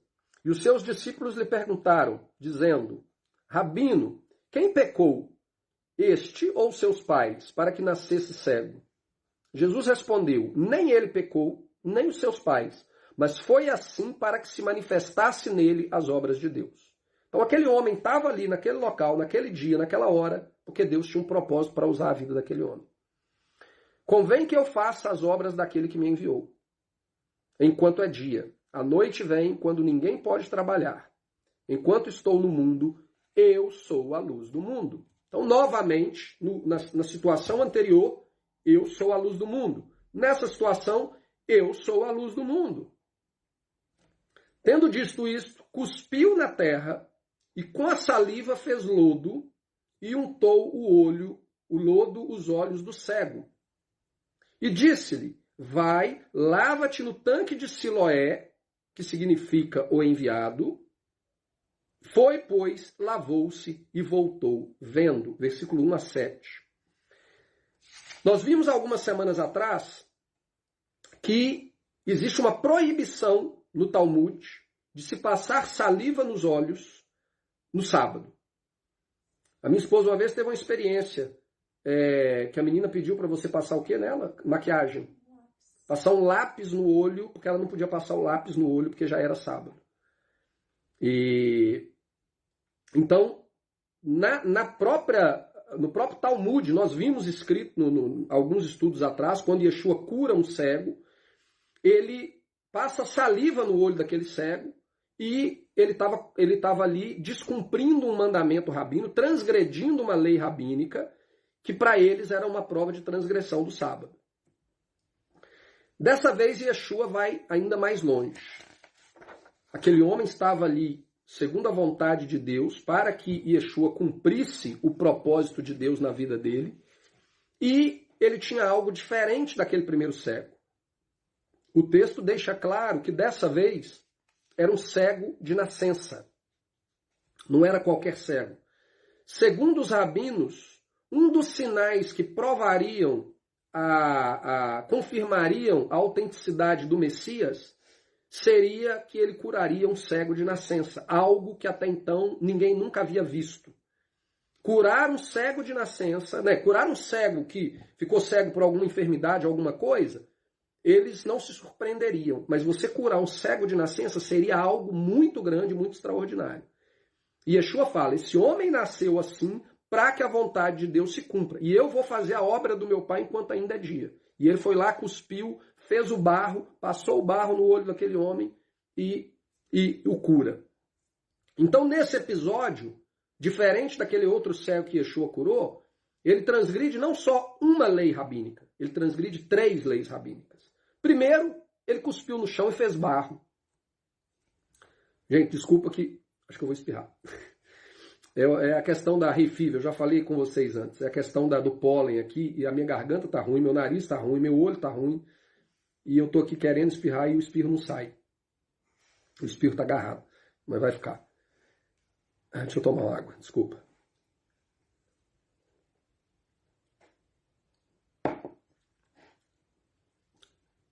O espirro tá agarrado aqui ainda.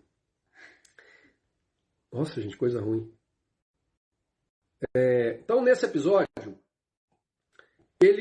primeiro ele cuspiu no chão e fez barro. Ele transgrediu já o mandamento de produzir algo novo, né, estabelecido pelos rabinos. Você não pode fazer barro no sábado. Então, o primeiro mandamento que ele transgrediu foi cuspir e fazer barro. O segundo mandamento, ele pegou esse barro feito com a saliva e passou nos olhos do homem. Ele não podia passar saliva nos olhos do homem, então ele agora fez pior. Ele passou a saliva que produziu uma substância nova, que é o barro, e ele passou esse barro no olho do homem. E o terceiro mandamento, ele manda esse homem andar até o poço de Siloé para poder limpar os olhos e retornar. E isso fez com que ele caminhasse mais do que a distância permitida pela lei rabínica de que alguém poderia caminhar num dia de sábado. Então ele transgrediu aqui 3 mandamentos. Ele mandou esse homem transgredir 3 mandamentos. E aquele homem estava ali para que a vontade de Deus se cumprisse na vida dele. Ele tinha um propósito de estar ali. Então todos esses mandamentos são tradições e doutrinas de homens que tentam aprisionar as pessoas dentro de um sistema religioso. Yeshua foi lá e os ignorou completamente, mostrou que eles não têm poder nenhum. E aí o texto continua e fala o seguinte, versículo 8 a 14. Então os vizinhos e aqueles que antes tinham visto que era cego diziam, não é este aquele que estava sentado e mendigava? Uns diziam, é este, e outros, parece-se com ele. Ele dizia, sou eu. Dizia-lhe, pois, como se te abriram os olhos? Ele respondeu e disse, o homem chamado Jesus fez lodo e untou-me os olhos e disse-me, vai ao tanque de Siloé e lava-te. Então fui, lavei-me e vi. Disseram-lhe, pois, onde está ele? Respondeu, não sei. Levaram, pois, aos fariseus o que antes era cego. E era sábado quando Jesus fez o lodo e abriu os olhos. Por que João destaca aqui que era sábado? Justamente porque o texto ele quer nos mostrar o contexto no qual as coisas estavam acontecendo e o conflito que foi criado aqui. Eles, em vez deles verem esse homem, que era cego de nascença, e se alegrarem, dar uma explosão de alegria em quem viu aquilo ali, em vez disso, o que eles fizeram? Eles pegaram aquele homem e levaram para os fariseus. Cara, tem alguma coisa errada aqui em Jerusalém. Esse homem não poderia estar vendo. Hoje é dia de sábado, o que aconteceu? Isso é inaceitável. Então, em vez deles se alegrarem com um milagre tão extraordinário, o que eles fizeram? Vamos levar lá para a guarda, lá para a polícia religiosa, para que eles possam tomar uma providência com esse tal de Jesus que não obedece às regras da nossa denominação. O texto continua. Versículo 15 e 16. Tomaram, pois, também os fariseus e perguntaram-lhe como vira. E lhes disse: pôs-me o lodo sobre os olhos, lavei-me e vejo. Então alguns dos fariseus diziam: este homem não é de Deus, pois não guarda o sábado. Diziam outros: como pode um homem pecador fazer tais coisas? E havia dissensão entre eles. Portanto, novamente, em vez deles verem a grande maravilha que aconteceu diante dos olhos deles, deste homem cego de nascença, algo que eles mesmos aguardavam. Nós aguardamos o dia em que alguém vai curar um cego de nascença. Em vez deles se alegrarem, exaltarem a Deus por estar vendo aquele milagre se manifestar diante deles, o que eles falaram? Não, esse homem não é de Deus. Ele mandou você ir lá no poço? Ele mandou você andar essa distância toda? Ele cuspiu no chão e fez lodo? Ele passou o lodo no seu olho? Você tem certeza que foi assim que ele fez? Não, de maneira nenhuma. Esse homem não é de Deus porque ele não guarda os mandamentos. Ele não guarda o sábado. Quer dizer, na verdade, não é isso que eles disseram. Não era essa a preocupação deles, né? Esse homem não é de Deus porque ele não se submete a nós. A gente tem visto isso durante todo o estudo. O conflito de Yeshua e os fariseus e os líderes de Israel era sempre esse. Esse cara não anda na linha. Esse cara não se submete ao nosso sistema. E, infelizmente, alguns cristãos vêm aqui, lê um texto como esse e falam: viu, eu não preciso guardar o sábado, porque o próprio texto está falando que ele não guardava o sábado. Ignoram completamente o contexto. Ignoram não, desconhecem. Não sabem absolutamente nada a respeito da história, da questão religiosa que estava sendo envolvida ali. E viram e falam: não, ele quebrou o sábado mesmo. E porque ele quebrou o sábado, ele é meu exemplo, então eu posso também quebrar o sábado. Absurdo. Ele quebrou uma lei rabínica.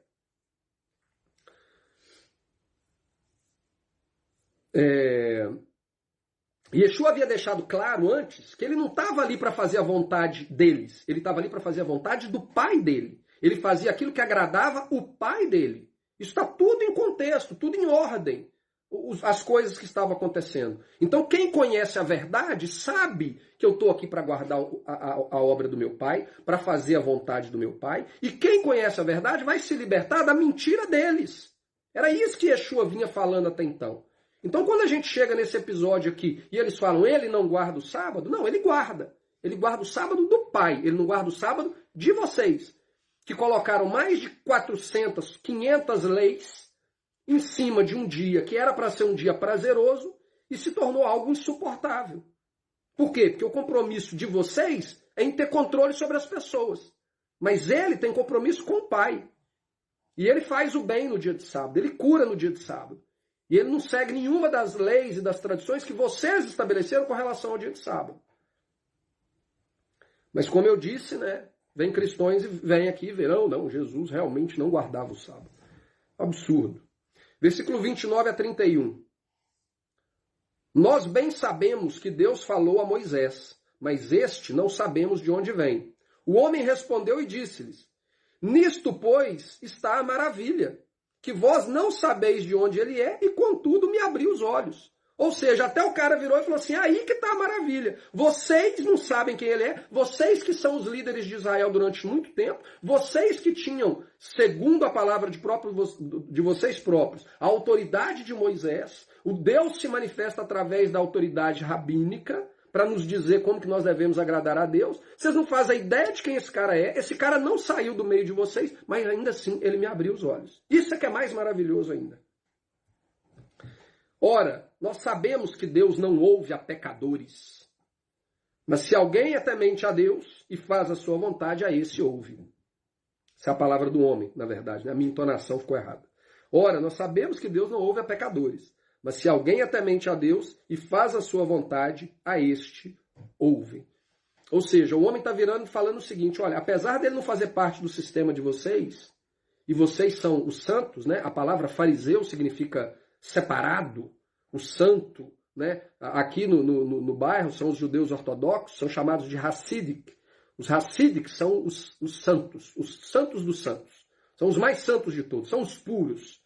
Eles são os fariseus no tempo de Jesus. Então o que ele fala é o seguinte: apesar dele não ser um de vocês que se chama santo, que se declara puro, eu estou aqui a minha vida inteira, vocês nunca fizeram nada por mim. Mas ele vem, vocês não fazem ideia de quem ele é, mas Deus ouviu ele e ele me curou. E se ele fosse um pecador, Deus não teria ouvido, porque Deus não escuta pecadores. Né? Então ele falou assim, será quem aqui que é o pecador? Será quem aqui que realmente é santo diante de Deus? Por que ele usou essa afirmação de que Deus não escuta a pecadores? Provérbios 28, versículo 9. O que desvia os seus ouvidos de ouvir a lei, até a sua oração será abominável. Isso é algo muito sério, e é algo que muitas vezes nós ignoramos.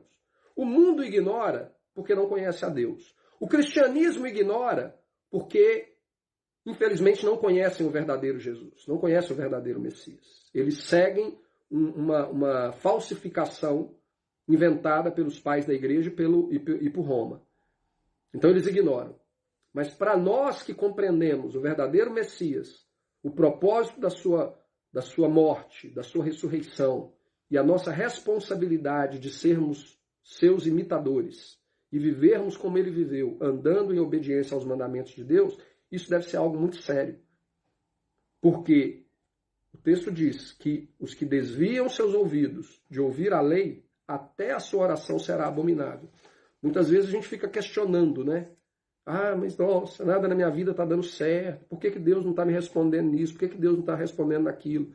E muitas vezes é porque nós estamos vivendo em alguma prática de que a nossa oração não está chegando a Deus. Algo que a gente ouviu dentro do cristianismo, muito, né? E que de certa forma diz o que está escrito aqui, mas não de uma maneira direta, é que os nossos pecados fazem separação entre Deus e o homem.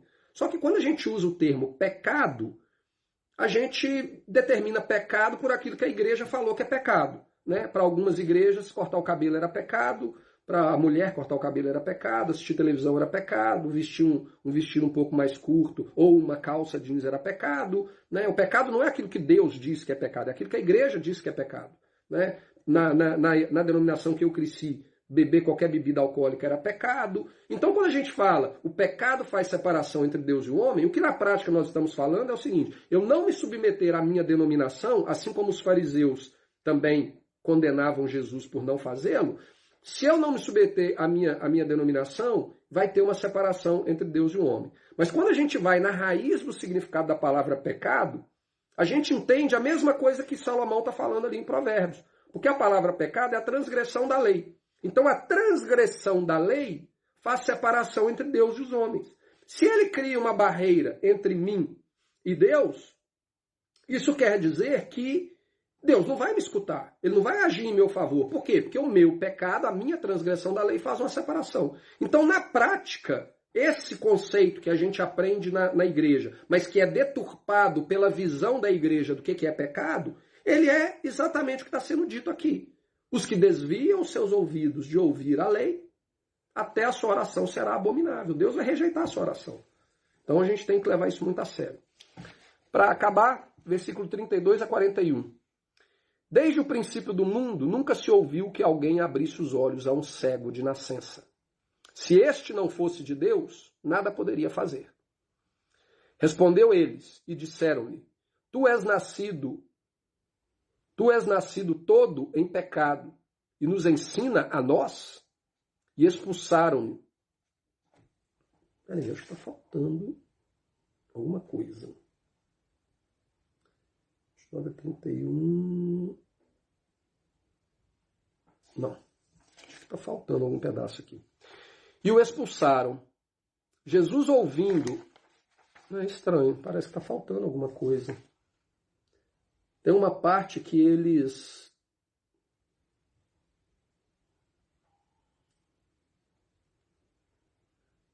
(15 a 16). Ah, tá faltando de 16 a 29. Está faltando a parte de 16 a 29. Deixa eu dar uma olhada aqui na minha Bíblia, antes de ler isso aqui. Essa parte de 16 a 29, João 8, eles chamam os pais desse homem, interrogam os pais desse homem para ver se o que ele estava falando era verdade. João 8. Eu não sei porquê, minha Bíblia está ficando com as letras pequenininhas. Ficando difícil para ler.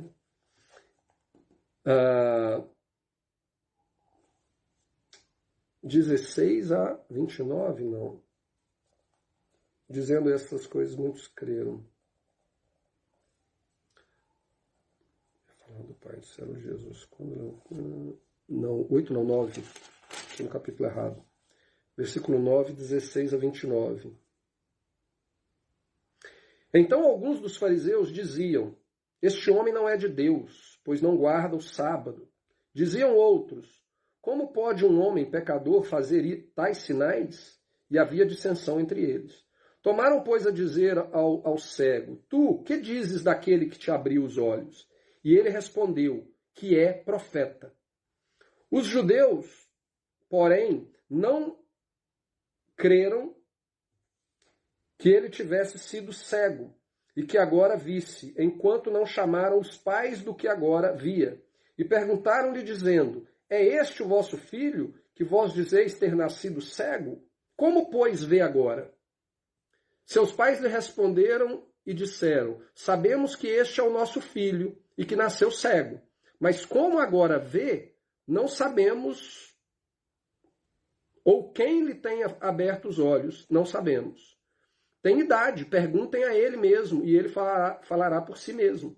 Seus pais disseram isso porque temiam os judeus, porquanto já os judeus tinham resolvido que, se alguém confessasse ser ele o Cristo, fosse expulso da sinagoga. Por isso é que seus pais disseram: tem idade, pergunte a ele mesmo. Chamaram, pois, pela segunda vez um homem que tinha sido cego e disseram-lhe: dá glória a Deus. Nós sabemos que este homem é pecador. Tipo assim, agradece a Deus, foi Deus que te curou, não foi esse homem é um pecador. Respondeu ele, pois, e disse: se é pecador, não sei. Uma coisa sei, é que havendo eu sido cego, agora vejo. E tornaram a dizer-lhe: quem te fez ele? Como te abriu os olhos? E respondeu ele: eu já vos disse, e não ouviste. Para que quereis tornar a ouvir? Queres vós, porventura, fazer-vos também seus discípulos? Então o injuriaram e disseram-lhe: discípulo dele sejas tu, nós, porém, somos discípulos de Moisés. Não, nós não vamos seguir esse cara, nós seguimos a Moisés. Não, na verdade, nós já vimos no estudo anterior também que Jesus fala com ele: se vocês crescem em Moisés, vocês creriam em mim, porque Moisés escreveu ao meu respeito. Mas vocês não creem em Moisés. Ou seja, na verdade, a única coisa que eles criam é na religião deles.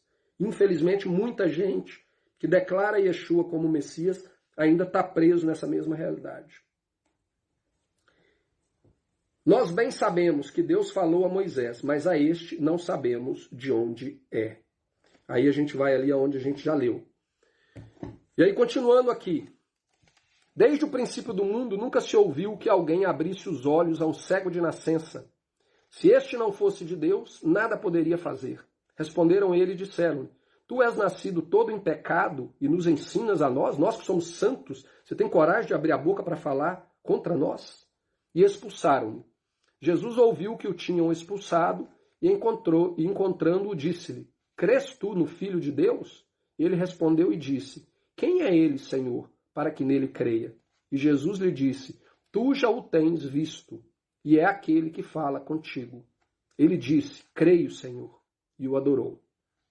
E disse-lhe Jesus: eu vim a este mundo para juízo, a fim de que os que não veem, vejam, e os que veem sejam cegos.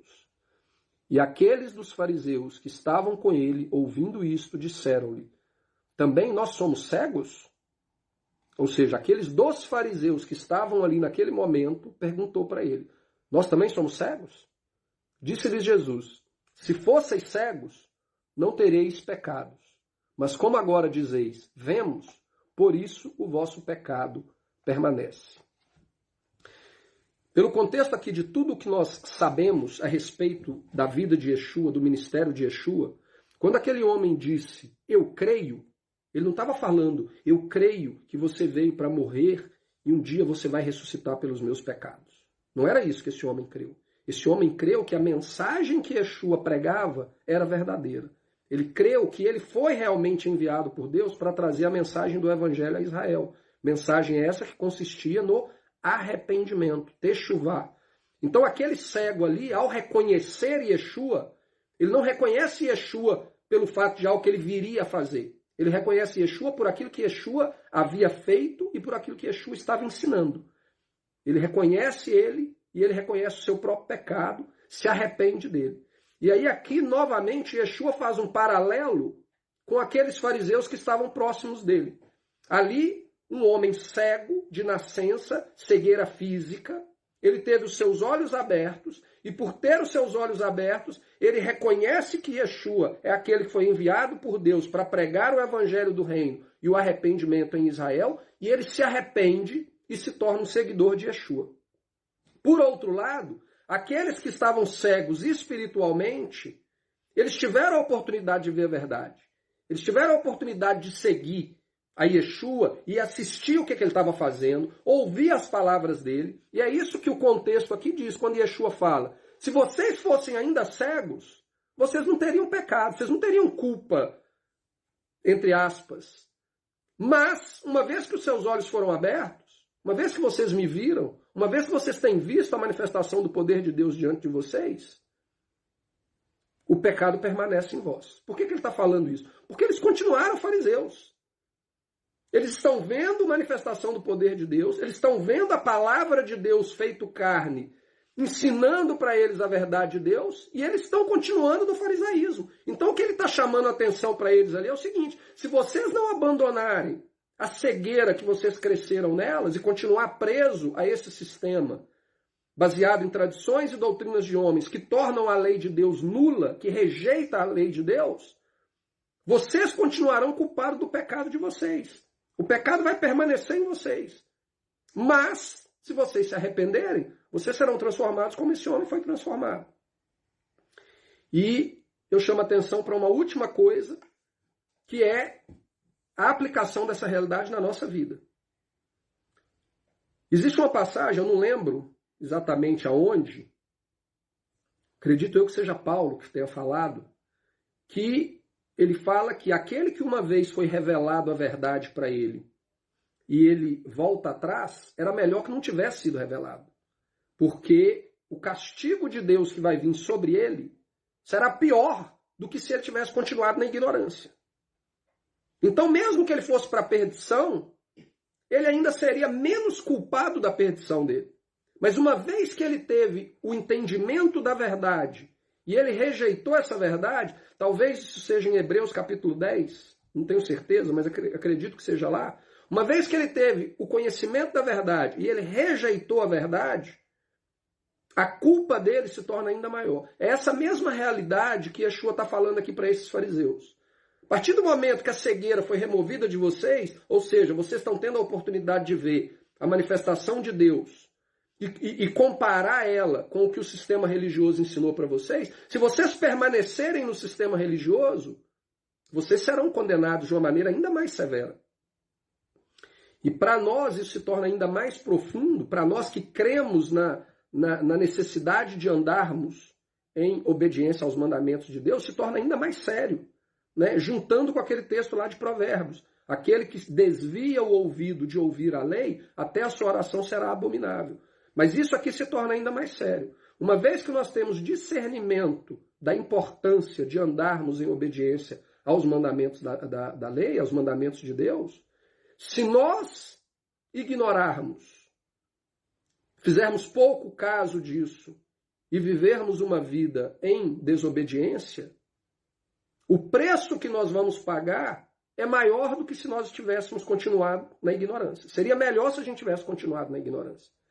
Quer dizer, então, que alguém pode virar e falar assim: então é melhor eu não conhecer a verdade? Não, porque você vai estar perdido do mesmo jeito. Mas uma vez que você conhece a verdade, não a relativize. Não trate ela como algo menor. Busque viver ela na sua plenitude. Em tudo que tiver ao seu alcance, procure ser fiel. Porque nós vamos ser cobrados por isso. Nós vamos ser cobrados pela maneira como nós aplicamos a lei de Deus na nossa vida. Isso é algo muito sério que a gente tem que refletir para que nós não nos coloquemos em uma situação como desses fariseus. E aqui a gente termina o nosso estudo de hoje. Espero que tenham tido um bom proveito aí do estudo. E agora eu vou ler os comentários, perguntas. Quem quiser fazer alguma pergunta, algum comentário, fiquem à vontade.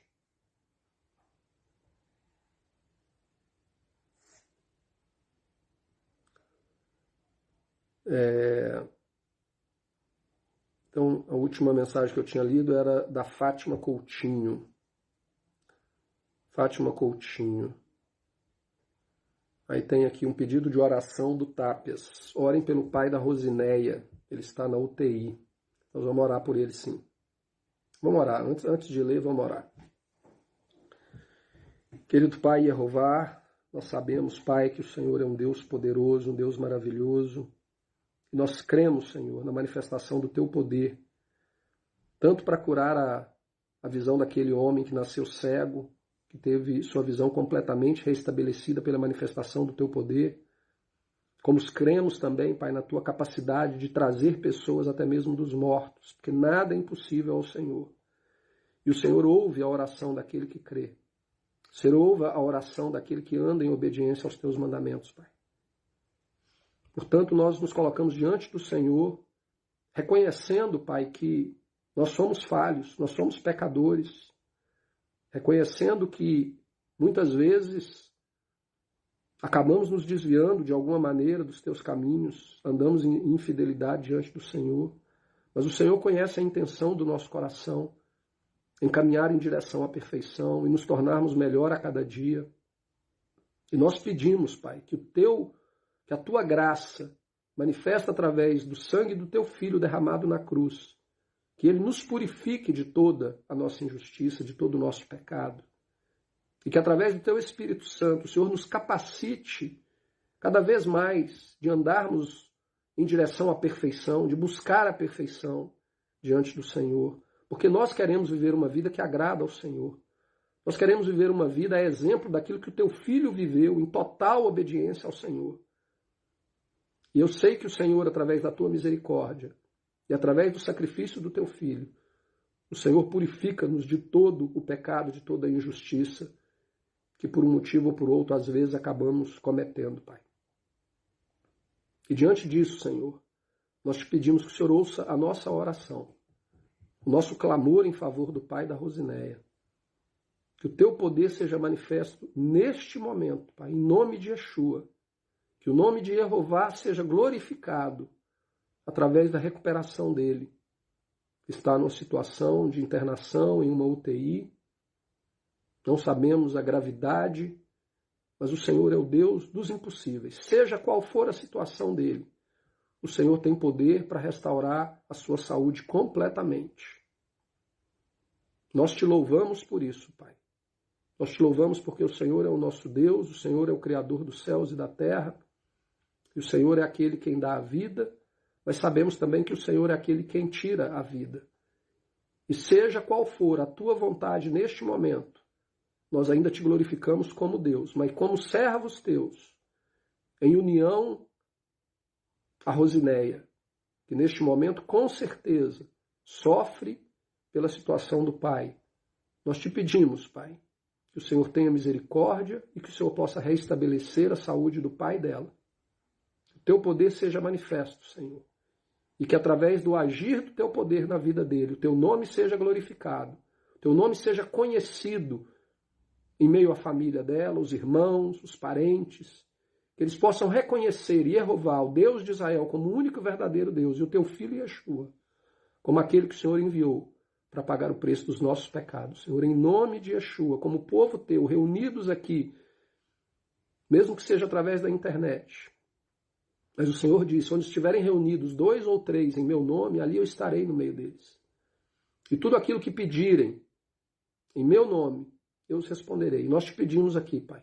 Estamos reunidos aqui como parte do Teu povo, como congregação, em obediência aos Teus mandamentos neste dia de sábado, clamando pela vida do pai da Rosineia, em nome de Yeshua, Pai. Que oramos. Amém.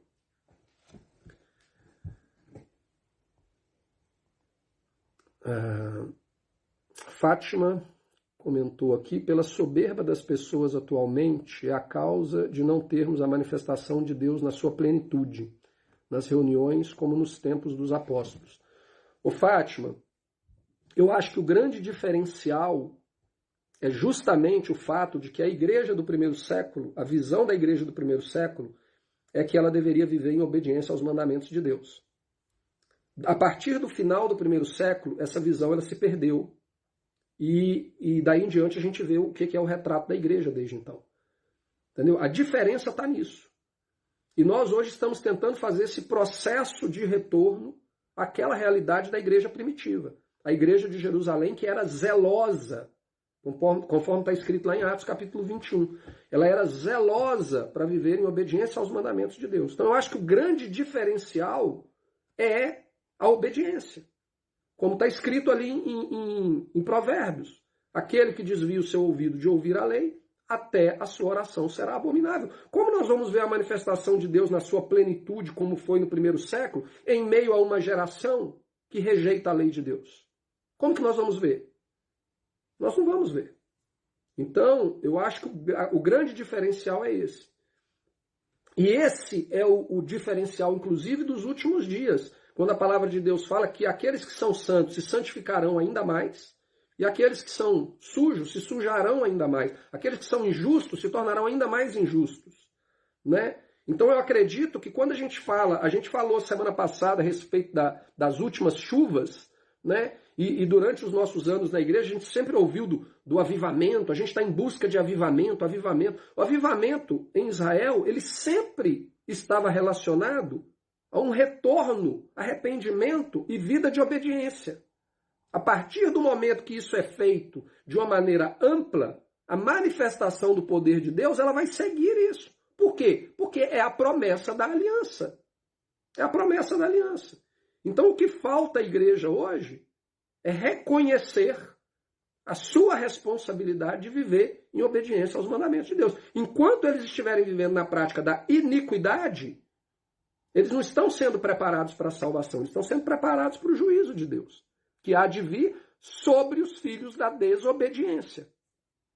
É curioso que a igreja ela transformou obediência a Deus em pecado e a desobediência em algo bom. A desobediência que agrada a Deus. Parece que no Antigo Testamento a estratégia do diabo era conduzir Israel a desobedecer a lei para levantar a ira de Deus sobre Israel. Só que aí quando veio para o Novo Testamento, a estratégia do diabo agora é convencer as pessoas a obedecerem à lei de Deus para que elas caiam da graça e percam a salvação. Olha se faz sentido. Não faz sentido nenhum. E essa é a realidade que a igreja vive hoje. É uma realidade de uma igreja que prega a desobediência a Deus como se fosse algo bom, algo que agrada a Deus. Como que Deus vai se manifestar de maneira plena e profunda neles? Não vai. Mas à medida que a gente vai se aproximando do fim, o joio vai ser separado do trigo. Aqueles que realmente querem viver uma vida com Deus, cada vez mais nós temos visto pessoas que têm os olhos abertos. Mas nós sabemos que será uma minoria. Nós sempre seremos a minoria. Nós nunca seremos a maioria. São os remanescentes. Só que com esses remanescentes, nós vamos ver a manifestação do poder de Deus como foi visto lá no início. Como foi visto lá no primeiro século. E isso vai acontecer no período das últimas chuvas. As chuvas temporãs. Né? A gente vai ver essa manifestação do Espírito de Deus. Por quê? Porque essas pessoas vão ter reconhecido a necessidade de viver em obediência aos mandamentos de Deus. E conforme está escrito lá em Apocalipse capítulo 14, se eu não me engano, versículo 12, os santos de Deus são aqueles que têm o testemunho de Jesus e guardam os mandamentos de Deus. É esses que farão a diferença nos últimos dias.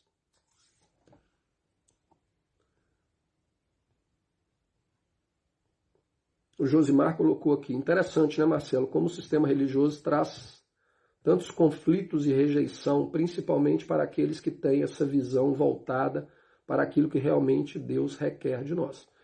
É exatamente o que eu acabei de falar aqui agora. Né? O que Jesus falou ali para os fariseus, no texto que a gente leu hoje? Porque eu falo a verdade, vocês me rejeitam, vocês me expulsam. Vocês expulsam das sinagogas aqueles que querem seguir a verdade. Qual que é a realidade que nós vivemos hoje? Se você está dentro de uma igreja e você fala a verdade, meu amigo, eles vão te perseguir. Eles vão te expulsar. As igrejas de hoje são as sinagogas do tempo de Jesus. Não nos enganemos. O povo de Deus hoje não é mais perseguido dentro da sinagoga, porque dentro da sinagoga não tem mais povo de Deus.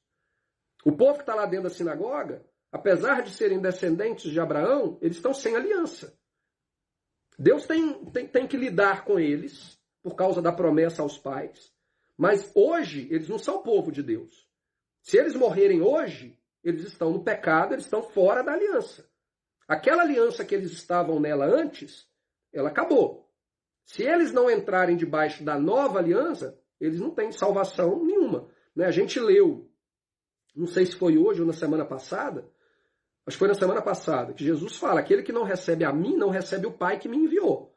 Então, aquele que não recebe Yeshua como o preço da nova aliança, ele automaticamente está rejeitando o Pai que ofereceu a aliança. Seria como se o povo de Israel, lá no pé do Monte Sinai, quando Deus oferece para eles a aliança, eles falarem, não, a gente não concorda com você, a gente não quer fazer aliança, nós vamos voltar para o Egito. Ou então, larga a gente aqui que a gente se vira.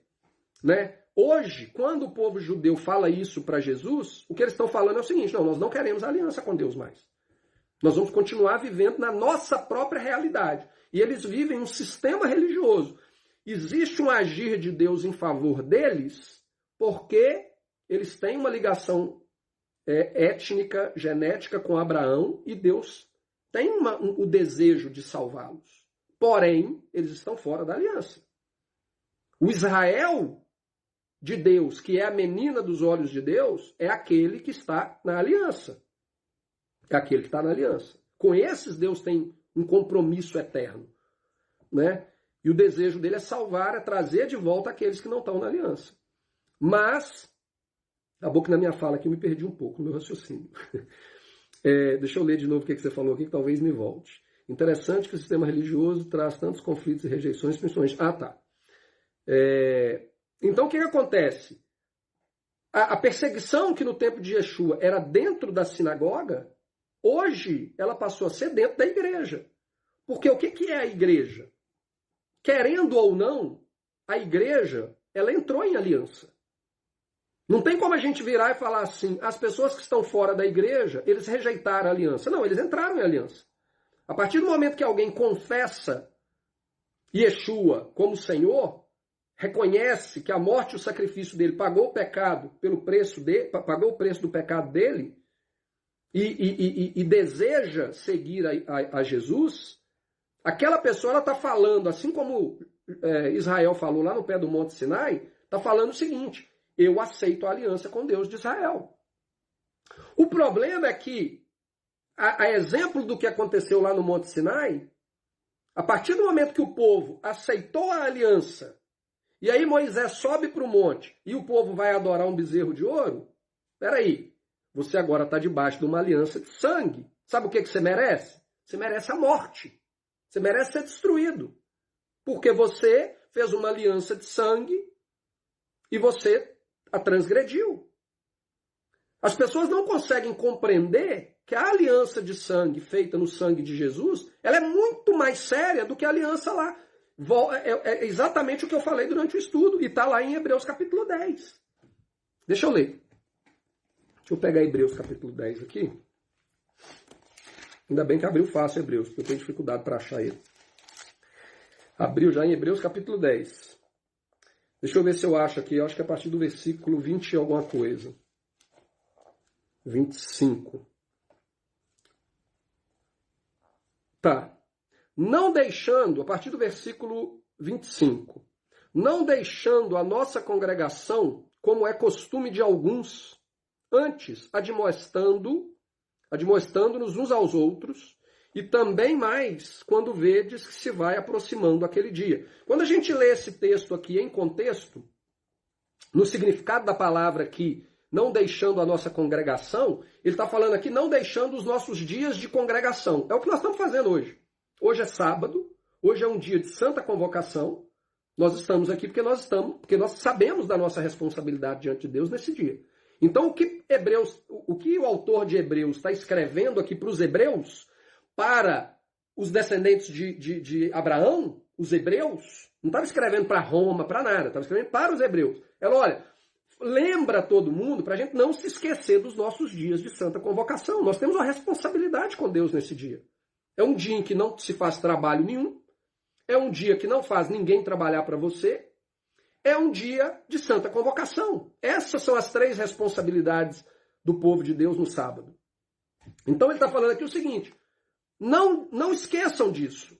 Lembrem, quanto mais o dia vai se aproximando, lembrem uns aos outros. Por quê? Porque quando chegar o dia da porta fechar, meu amigo, se você estiver do lado de fora, você não vai entrar. Né? Igual aconteceu no tempo de Noé. Deus vai fechar a porta pelo lado de fora. Não tem como alguém falar, não, mas é porque não vai ter desculpa. Então, quanto mais o tempo se aproxima, mais a necessidade de nós estarmos atentos no nosso comportamento. Ele continua, porque se pecamos voluntariamente, ou seja, lembra o pessoal dos nossos dias de santa convocação. Porque se eles não se lembrarem e fizerem pouco caso desse dia, porque se pecarmos voluntariamente, ou seja, não é impossibilitado, né? Não é por uma impossibilidade, é por intenção. Eu poderia fazer diferente, mas eu escolhi fazer o errado. Se pecarmos voluntariamente, depois de termos recebido o conhecimento da verdade, já não resta mais sacrifício pelos pecados. Não tem mais solução. Se a gente quiser intencionalmente transgredir aquilo que Deus estabeleceu. Mas uma certa expectação horrível de juízo e ardor de fogo que há de devorar os adversários. Quebrando alguém a lei de Moisés, morre sem misericórdia, só pela palavra de 2 ou 3 testemunhas. De quanto maior castigo, ou seja, no tempo da velha aliança, quando ela ainda estava em prática, você precisava de 2 testemunhas para você morrer por aquilo que você está fazendo. Mas agora, no tempo da nova aliança, quanto maior castigo, cuideis, vos será julgado merecedor aquele que pisar o Filho de Deus e tiver por profano o sangue da aliança com que foi santificado e fizer agravo ao Espírito da graça. Porque bem conhecemos aquele que diz, minha é a vingança, eu darei a recompensa, diz Jeová. E outra vez, o Senhor julgará o seu povo. Horrenda coisa é cair nas mãos de um Deus vivo. Ou seja, a igreja, ela entrou nessa aliança. A gente não pode virar e falar assim, o cara na igreja batista, ele não está na aliança com Deus. Ele entrou na aliança. No momento que ele reconheceu que Jesus, que nasceu há 2000 anos atrás, filho de José, filho de Maria, o verbo que se fez carne, ele foi colocado na cruz, ressuscitou ao 3º dia, ele reconhece aquilo ali como uma obra de Deus em favor dele, para que ele se torne parte do povo de Deus. No momento que a pessoa confessa isso, seja ele dentro da igreja católica, da Assembleia, da Batista, da Quadrangular, onde ele estiver, ele entrou em aliança. A partir do momento que ele entra em aliança, ele tem uma responsabilidade de andar em fidelidade. Se ele escolher não andar em fidelidade, a consequência para ele é mais séria do que a consequência que era daqueles que quebraram a aliança lá do Monte Sinai. Porque agora você não está mais desprezando o sangue de boi, que foi morto para poder aspergir sobre o povo. Você está desprezando o sangue do Filho de Deus. Então as igrejas hoje, querendo ou não, eu não vou entrar aqui em detalhe, porque já tem muito tempo o estudo. Eu não estou falando aqui teologia da substituição. Vocês sabem muito bem disso por tudo que eu tenho ensinado até então. Não estou falando teologia da substituição. Mas a igreja hoje, de certa forma, ela é o Israel de Deus. Ela faz parte de Israel.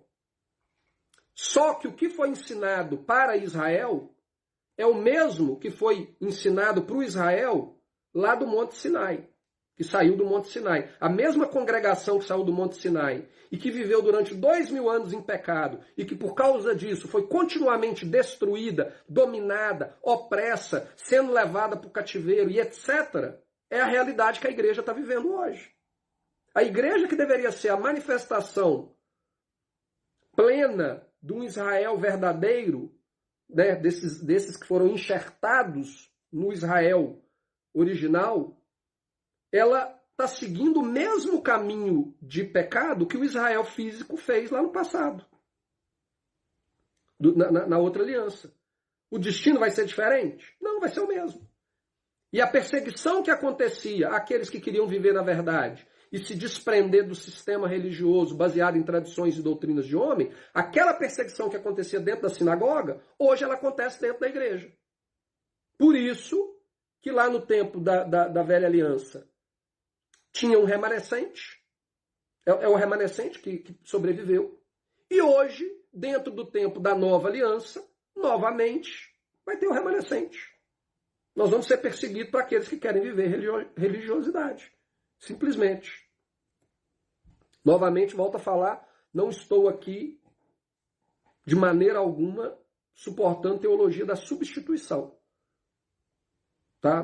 Não vou nem entrar em detalhes aqui, porque vai complicar. Mas não é. Nós sabemos que o Israel, a raiz, a origem, ela vem dos descendentes. Né? Ela vem da raiz lá de Abraão, Isaac e Jacó. Mas nós sabemos também que todo estrangeiro que é enxertado se torna Israel. Se torna Israel. Né? E o natural que rejeita a aliança, ele é cortado para fora. Ele deixa de ser. Está lá em Romanos capítulo 11. Mas a gente já tratou disso em outros estudos também.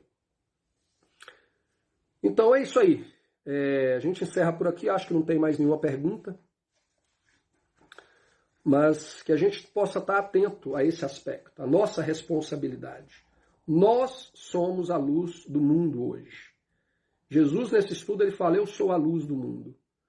Depois ele fala que nós somos a luz do mundo. Por quê? Porque ele foi para o Pai e hoje nós temos que refletir a luz dele para as outras pessoas.